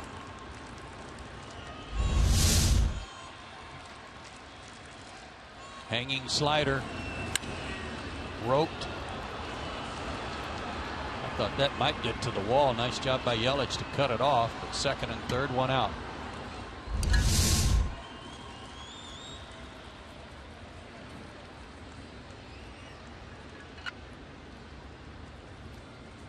Cameron Maybin checked in for Freddie Freeman, who left after the 3rd inning. No word yet on Freeman's reason for departure.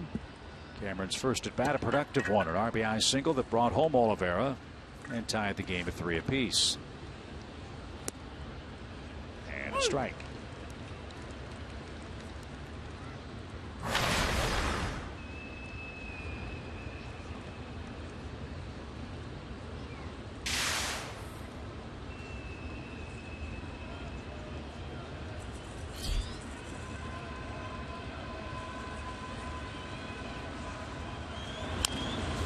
Roller toward Prado at third. He'll charge. He'll concede the run. Markakis scores. Oliveira still at second with 2 outs. And that makes it a 7-4 game. A 2 RBI day for Maybin.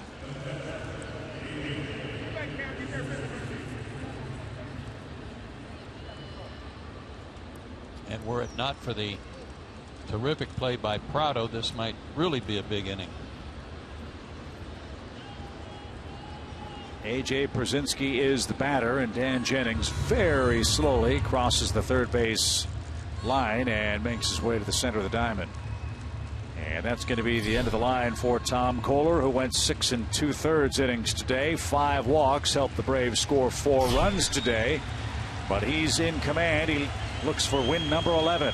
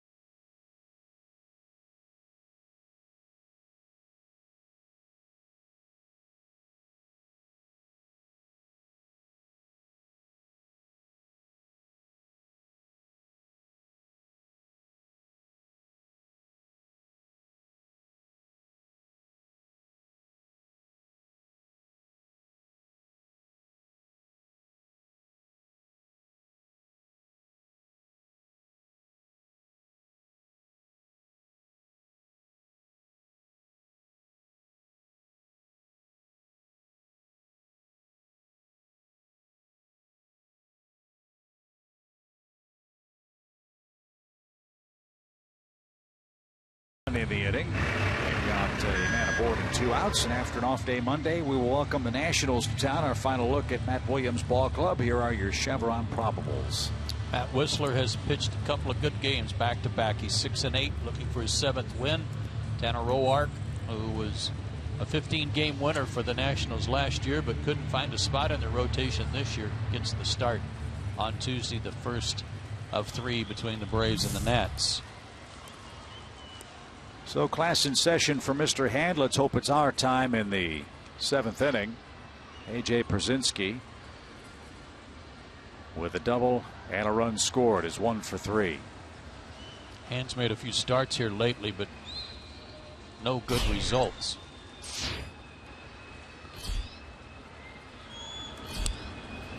Hand's been bounced in and out of the rotation for the Marlins this year. He started 12 games. The league hitting .294 against him and 105 hits in 91 innings.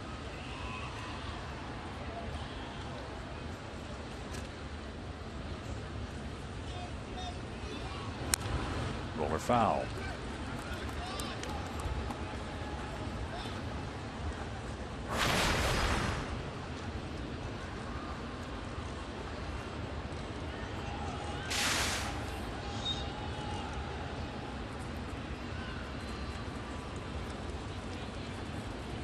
And one of those starts came against the Braves on August 9th. And he was really good. Marlins beat the Braves 4-1. Hand went 7 innings of 2-hit 1-run ball. He always seems to pitch well against the Braves as a starter. Low 90s fastball, slider, occasional curve and changeup. 1 ball, 2 strikes. And he had A.J. fooled with that pitch, and Hand does it to Atlanta again. He made his big league debut against the Braves in 2011, and he made a tough pitch to end Atlanta's threat in the 7th. 7-4 your score.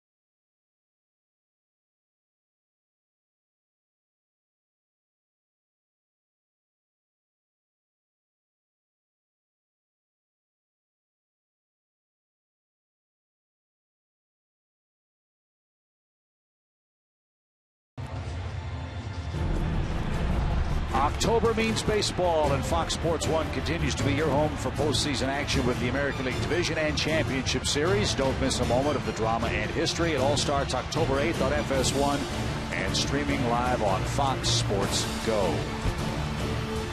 7th inning stretch in Miami. The Marlins lead by 3. And before they come up to hit, let's revisit our AT&T Uverse trivia question. Since 2005, Shelby Miller's 1.16 ERA entering today's play against the Marlins is the second lowest by a Braves pitcher in a single season. With a minimum of 3 starts, who has the lowest ERA? I'm going to stick with Tim Hudson. I'm going to say JoJo Reyes. And it was Horacio. Oh, is he going to be mad at us? He's down there, he's watching this, he sees it, and we didn't even mention him. I could have guessed 4 or 5 more times and I wouldn't have guessed it. No. But that's okay. Great work, Horacio. And he's done great work all year for the Braves, manning the replay monitors along with Rob Smith. And an exciting time for Dan Winkler Monday against the Mets. He's in another big league game for the Braves tonight. Yeah, he's made his debut at the beginning of the trip. Now his second outing here at the end of the trip. And he looked good in New York. Funky sidearm 3/4 delivery. Struck out a couple of guys, walked one. He said he wished he had that walk back. We'll see how he fares here against the heart of their order. Ball jumped out of his hand for a strike to Christian Yelich, who has doubled and scored, grounded out and lined out.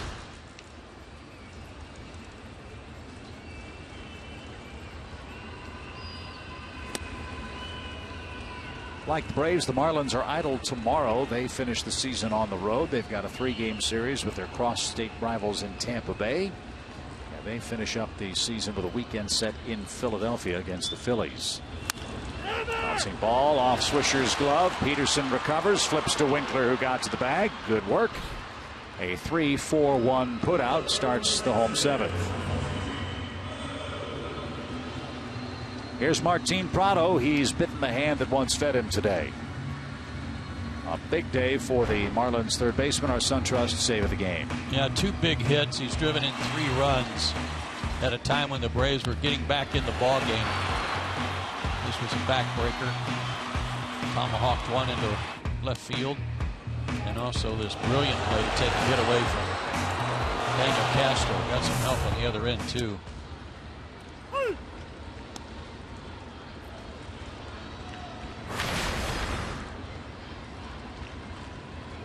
Martin was a big part, still is a big part of their offensive surge here in the last month. Fly ball to right. Can of corn for Nick Markakis. Winkler has his first 2 outs of the inning. And here's Justin Bour. If you had to pick an MVP of the series offensively for the Marlins, I guess you'd say he'd be it. Boy, he's gotten them off to great starts. No question. First inning homers each game. So 22 homers for Bour. 13 of them have given Miami a lead this year.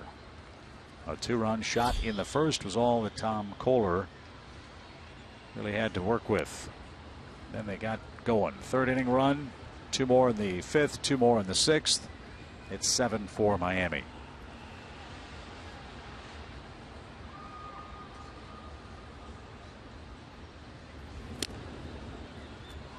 Bell tie strike evens the count.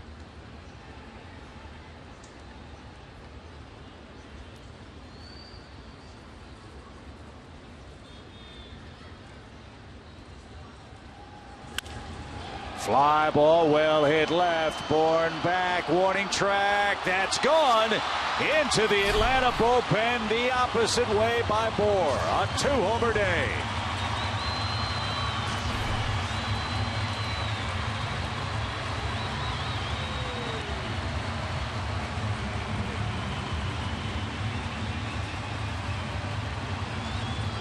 That pitch appeared to be up and away. Remember, the home run he hit to right off Shelby in the first was up and in. Yeah, just free swinging big guy. Just let it go.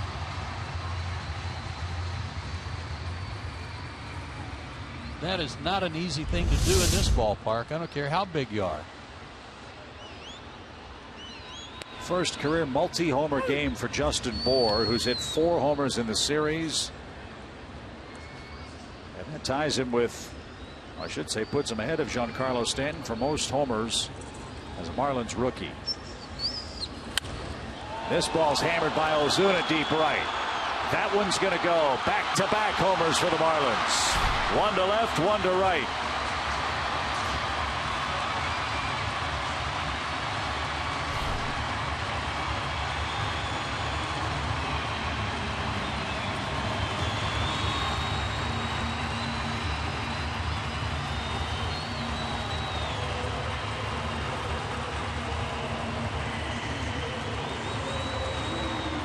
This is how the Marlins thought they'd play from the opening bell. Another high pitch.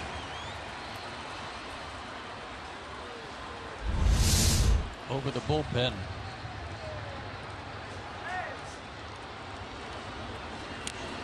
I made a comment about Winkler in New York that made it tough with some of the Mets hitters, and I remember Neuenhuis chasing a high pitch, but I said that Winkler looked like he was almost throwing uphill. Ball was moving up.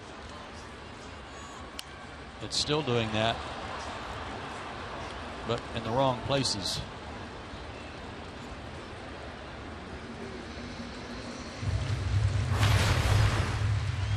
And now he's got to face future Hall of Famer Ichiro Suzuki.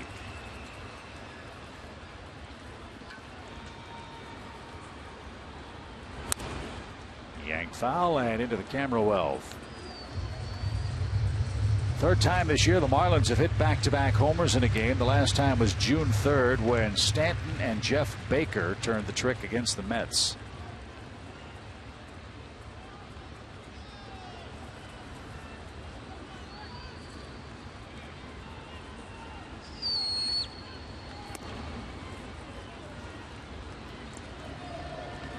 Ichiro, 2,934 hits in the major leagues.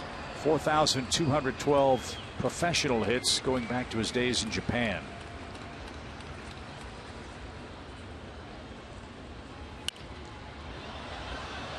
And remember that graphic on Coors Light Cold Hard Facts? Home runs allowed by the bullpen, add 2 more.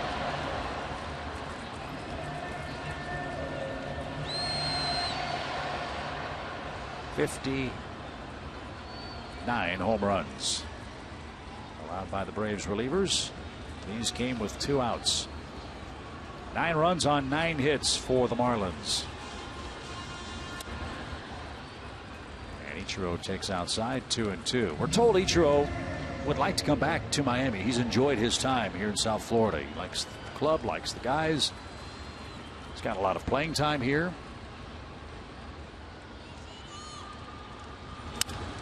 This ball's hit to short. Simmons has it. And a low throw is dug out by Swisher, and that ends the Marlins' 7th inning. They've played long ball. Bour's hit 2 homers. Ozuna followed with a back-to-back shot to right, and after 7, Miami has a 5-run lead again.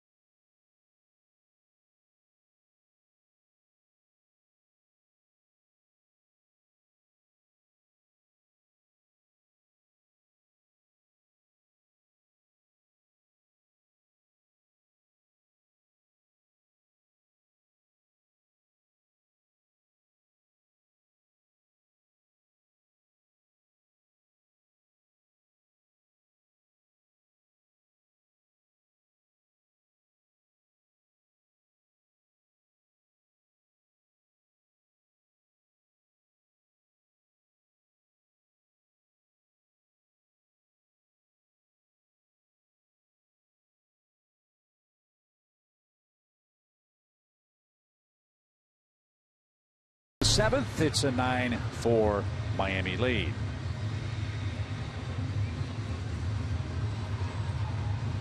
So this one sitting right where the Marlins wanted. They've got Hand on the mound. He's been a tough man for the Braves to hit. They're trying to sweep the Braves. They're trying to guarantee themselves a winning season on their home turf after a disastrous start to the season. And they're looking for win number 69 on the year.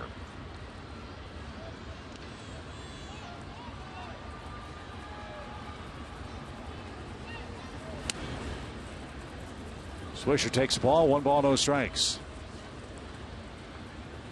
Nick is 0 for 2 with a walk today.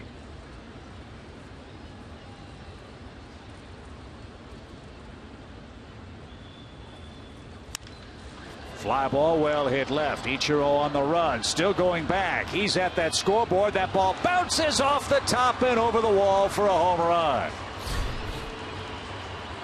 Nick Swisher hits a solo shot.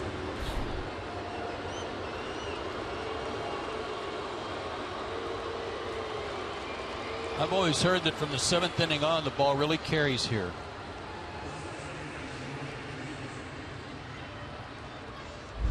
Nice swing by Nick. Hands inside the baseball. Smoked it.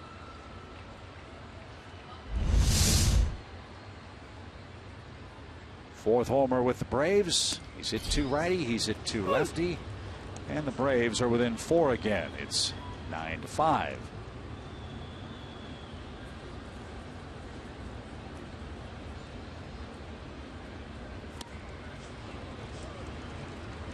No balls, 2 strikes for Jace Peterson. Tough matchup for him. Again, the lefties, an area where you know Jace will be working on offensively this offseason. And he's down on 3 pitches. There's out number 1. Second strikeout for Hand. And he made both the lefties look bad on that breaking ball. AJ was the first.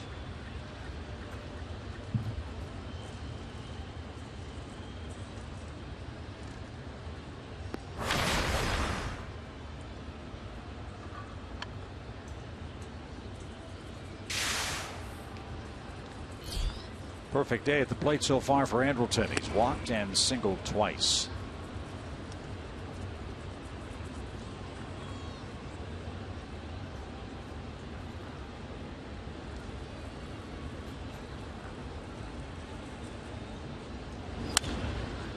D. Gordon at second from the cut of the outfield grass. 2 out.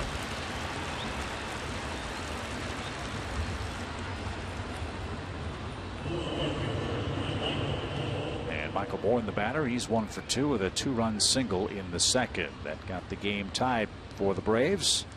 And he took a 3-2 lead after 3. Braves tied it in the 5th. Then the Marlins got 2 in that inning and haven't looked back. Shelby Miller gave up 7 runs in 5 1/3 today as the Braves starter.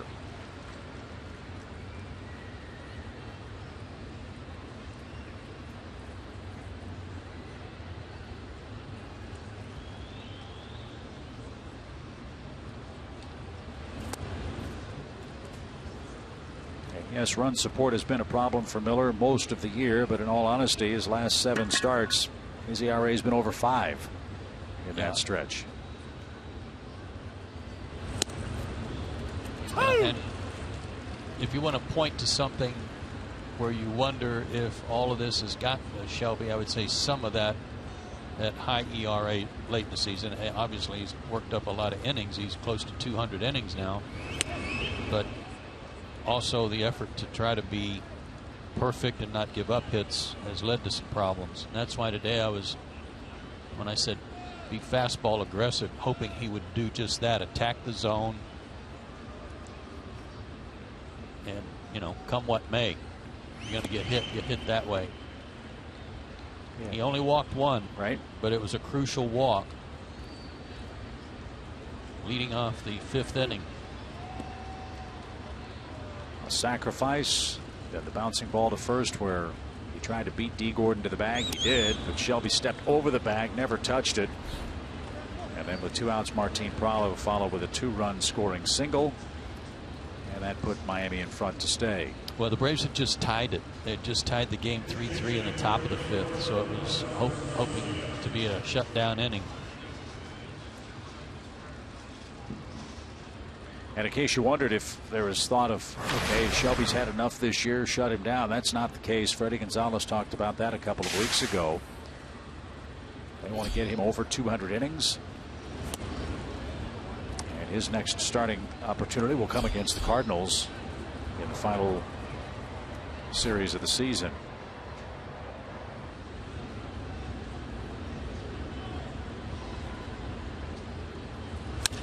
Fly ball by Garcia. That's pretty well cracked toward the gap in right center. Ozuna says he's got it, and he does. And that will retire the side. Nick Swisher hits a homer right off the top of the scoreboard fence in left center field. His 4th of the year for the Braves, who pull closer. It's 9-5 in the 8th.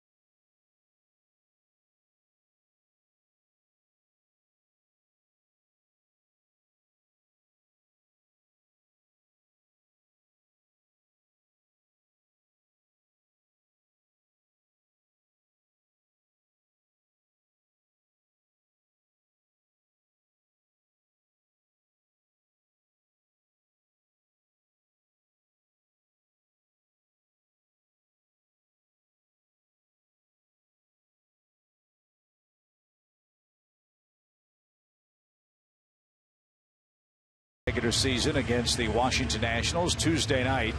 It'll be Matt Whistler and Tanner Roark, as Joe told you. Williams Perez and Jordan Zimmerman on Wednesday. And then Ryan Weber looks for a redeemer. He'll pitch against Steven Strasburg, a man who doesn't normally like pitching in Atlanta. So we'll see what we have in store for that one on Thursday night at Turner Field. Looking forward to it. Arodys Vizcaino has done an excellent job for the Braves, 7 out of 8 in save situations since he was assigned that role. Excellent ERA, better than a strikeout per inning pitched.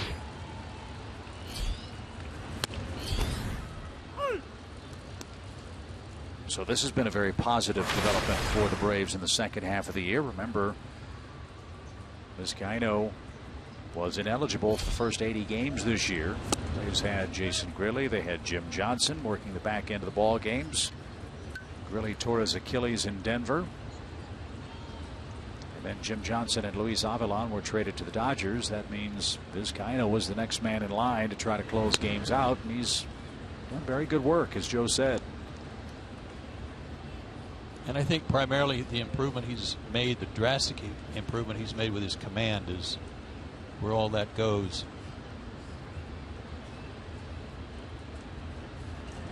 As we've said many times, if you want to be a closer, you got to throw strikes. Doesn't matter how hard you throw or what your trick pitch is, you've got to throw strikes because the game is on the line so often.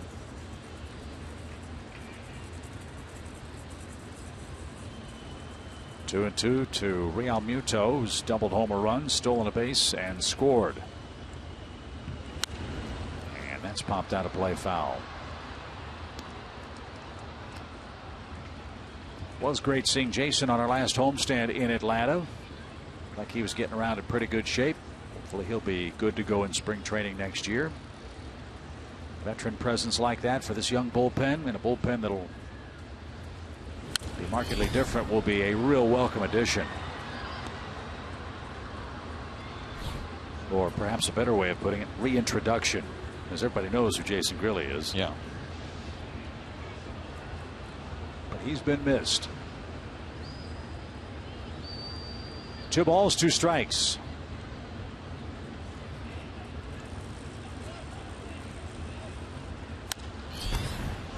That's headed for the seats. Again, a nice crowd here, over 27,000 for the Marlins. Yeah, nice to see some people coming to the games here. Good crowds all weekend. I hate to admit it, but the stadium's really grown on me. Kind of with you on the sculpture thing, but base hit by Real Muto to left. Bourne tracks that down, and Real Muto, with his good speed, is going to glide into second with a leadoff double. As happens so often, a guy battles and battles, fouls off 98 heaters, and then he gets a hanger. It's like automatic. Fight, fight, fight, and then you get the cookie.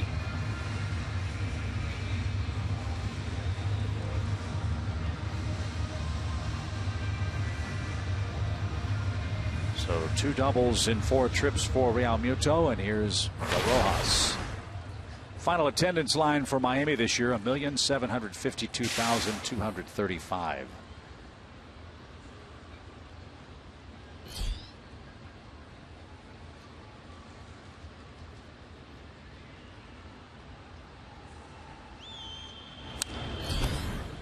If I were to venture a guess, I think that number is going to go up next year. I like their team. I think they have a really good chance to be part of the discussion for the playoffs next year if they can add some pitching.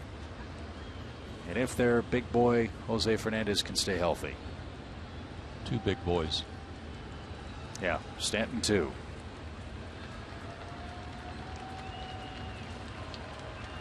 No balls and a strike.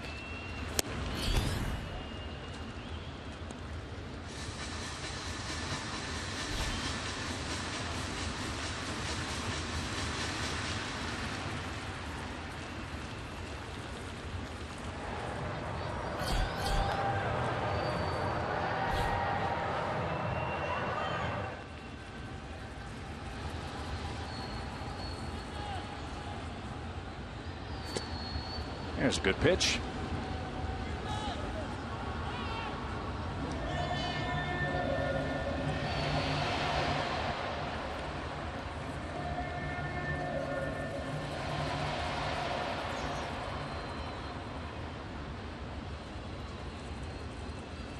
I guess we've kind of gone lax on that. Walking out of the box, adjusting your batting gloves, taking your time getting back in there between pitches. I guess we forgot about that. Yeah.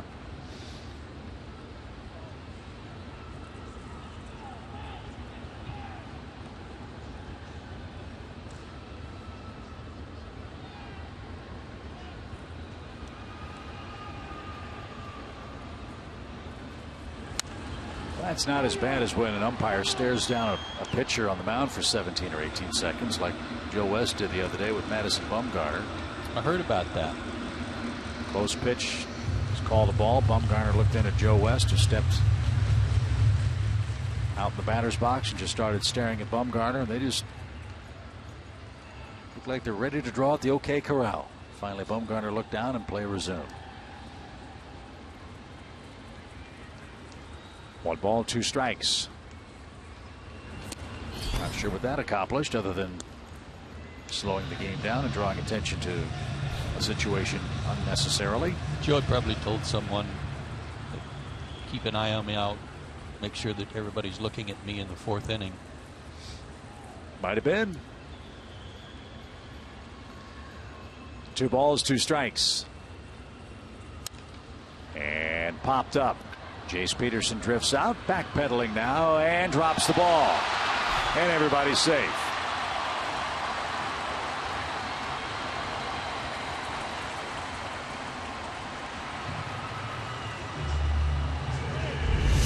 Braves middle infielders have had a good year, really solid, good year defensively. Jays took his eyes off that one a little too soon. That's just his 9th error of the year. He's made some spectacular plays running out toward right field and right center, making diving catches. He's turned the double plays. Andrelson made his 6th error of the year here last night, a throwing error. So they've done good work despite that drop. This is Casey McGee. He had a pinch hit single here last night that drove in 2 runs. McGee, you might recall, played in Japan a couple of years ago, came back to Miami and really resurrected his major league career with the Fish. Did so well that he was acquired by the San Francisco Giants. We're trying to fill the hole of Pablo Sandoval, who went to the Boston Red Sox on a gigantic contract. Well, things didn't go so well for McGee. Matt Duffy began to emerge, and in totally first-class fashion, Casey McGee, when given the news that Duffy was going to be the everyday guy, he pulled him into a room wherever the Giants were, and apparently handled it great. I mean, congratulated Duffy, wished him well, gave him advice from a veteran to a rookie player. And Duffy said he was completely and totally blown away by how professionally Casey McGee handled a very difficult decision while with the Giants. Well, he then made his way back to Miami, and here he is in the final home game of the year. Well, I believe after he was designated for assignment, he actually accepted an assignment to AAA, went to Fresno, came back to the Giants later, and then they released him a second time. But there were no bad feelings from Casey McGee over the emergence of Duffy. So, you know, he appreciates everything baseball's given him. It's great to see him give some of it back. Here's D. Gordon. 2 on, 1 out. Gordon scored a couple of runs and slaps one back to the hill. It's off Vizcaino's glove. Simmons recovers, but not in time.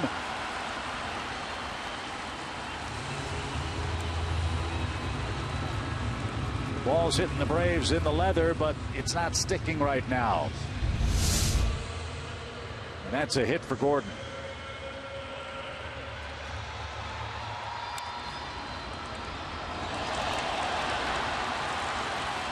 A play that should have been made, but ruled an infield hit. Another multi-hit game for D. Gordon, his 56th, and hit number 196 this year. Now Vizcaino has to face Yelich with the bases loaded.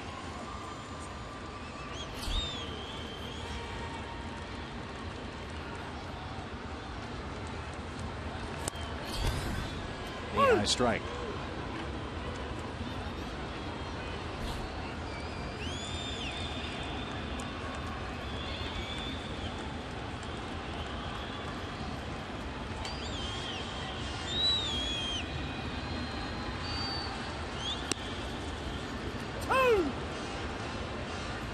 And 2.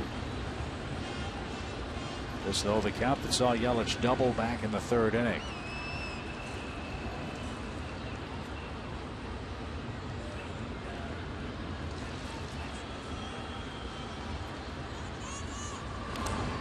Nice stop.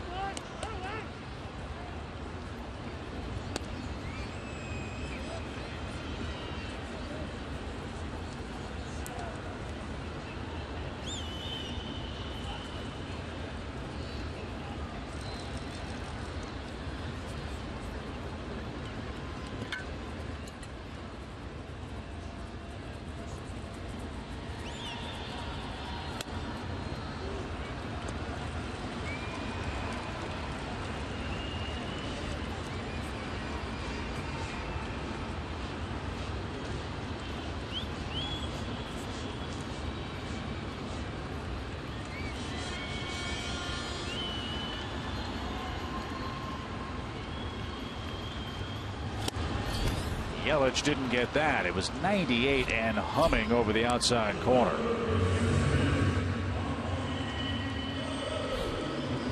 Scano trying to take matters into his own hands.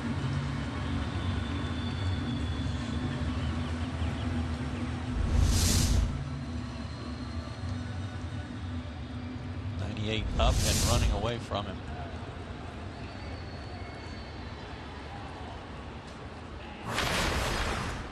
Big day for Martin Prado in the field and at the plate. 61 runs batted in for the season now, 3 of them today. And he took a strike. Has his average up to 290.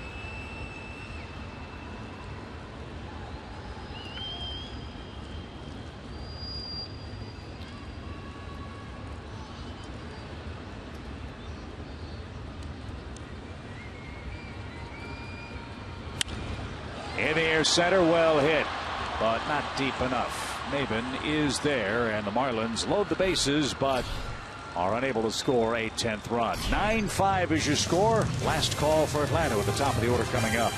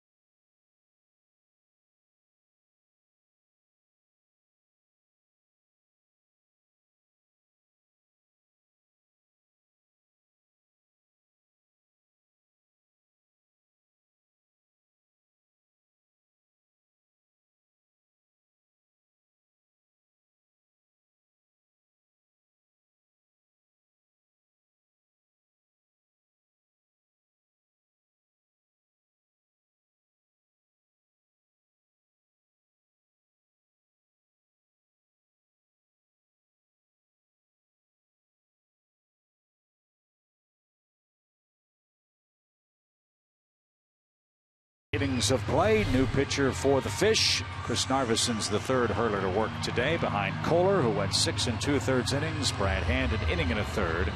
And now Narvison appears in his 13th game. And he too has been in the rotation. He pitched a game, started a game in Atlanta the last time they were there. That was one of 2 starts he's made. Formerly with the Brewers.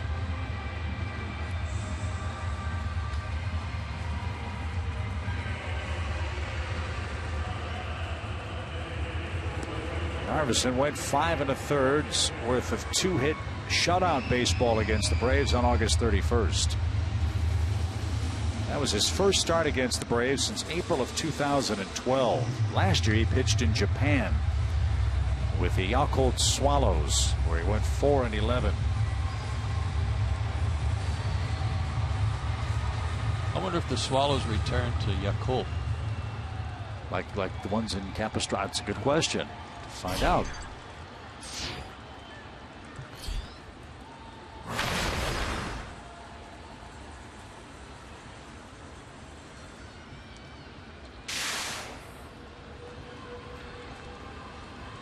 Nick Markakis leads off the night. He's gotten on 3 times today. He's singled once, walked twice. He also scored a run, and that's a strike. Barring a big comeback in the 9th inning, the Braves will suffer their 56th road loss this year. This will be the worst season on the road for the Braves since 1977, when that year's squad went 21 60 away from Fulton County Stadium. Pop fly foul. It's out of play. Yeah, it's made the road a lot longer, hasn't it? Sure has.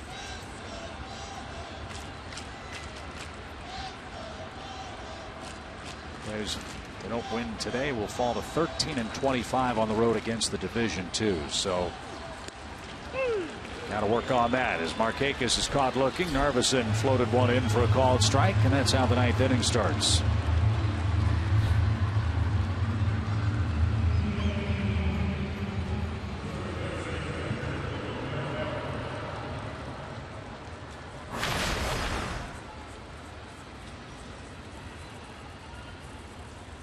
Oliveira's got a couple of hits. Doubles in the 5th and 7th inning. He scored a run. And takes a strike.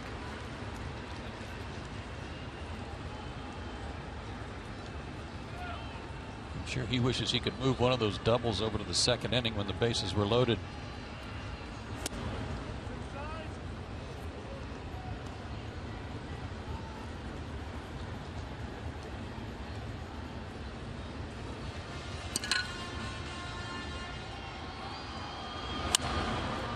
Loop towards second. D. Gordon flashes across the diamond and right in front of Rojas. Picks that off.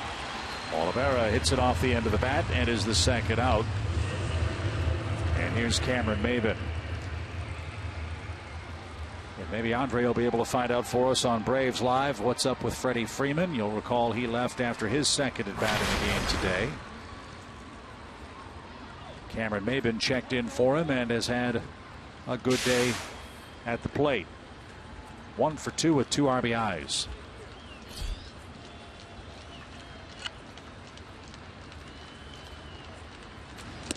It's another one of those weird starts for Shelby Miller, where the Braves got 5 runs in the game on 10 hits, and it wasn't enough. So he got support. I should say there was support. It wasn't enough. As the Marlins have swept the Braves, 9-5 is your final score. They beat Atlanta for the 7th consecutive time. Miami now 17-8 since August 31st. They've won 8 of their last 9 series. And they hammer Atlanta 9-5 behind home run balls from Justin Bour, who hit 2 of them. Marcell Ozuna hit 1 in the 7th as well. And the Marlins finish their home schedule above 500 at 41-40.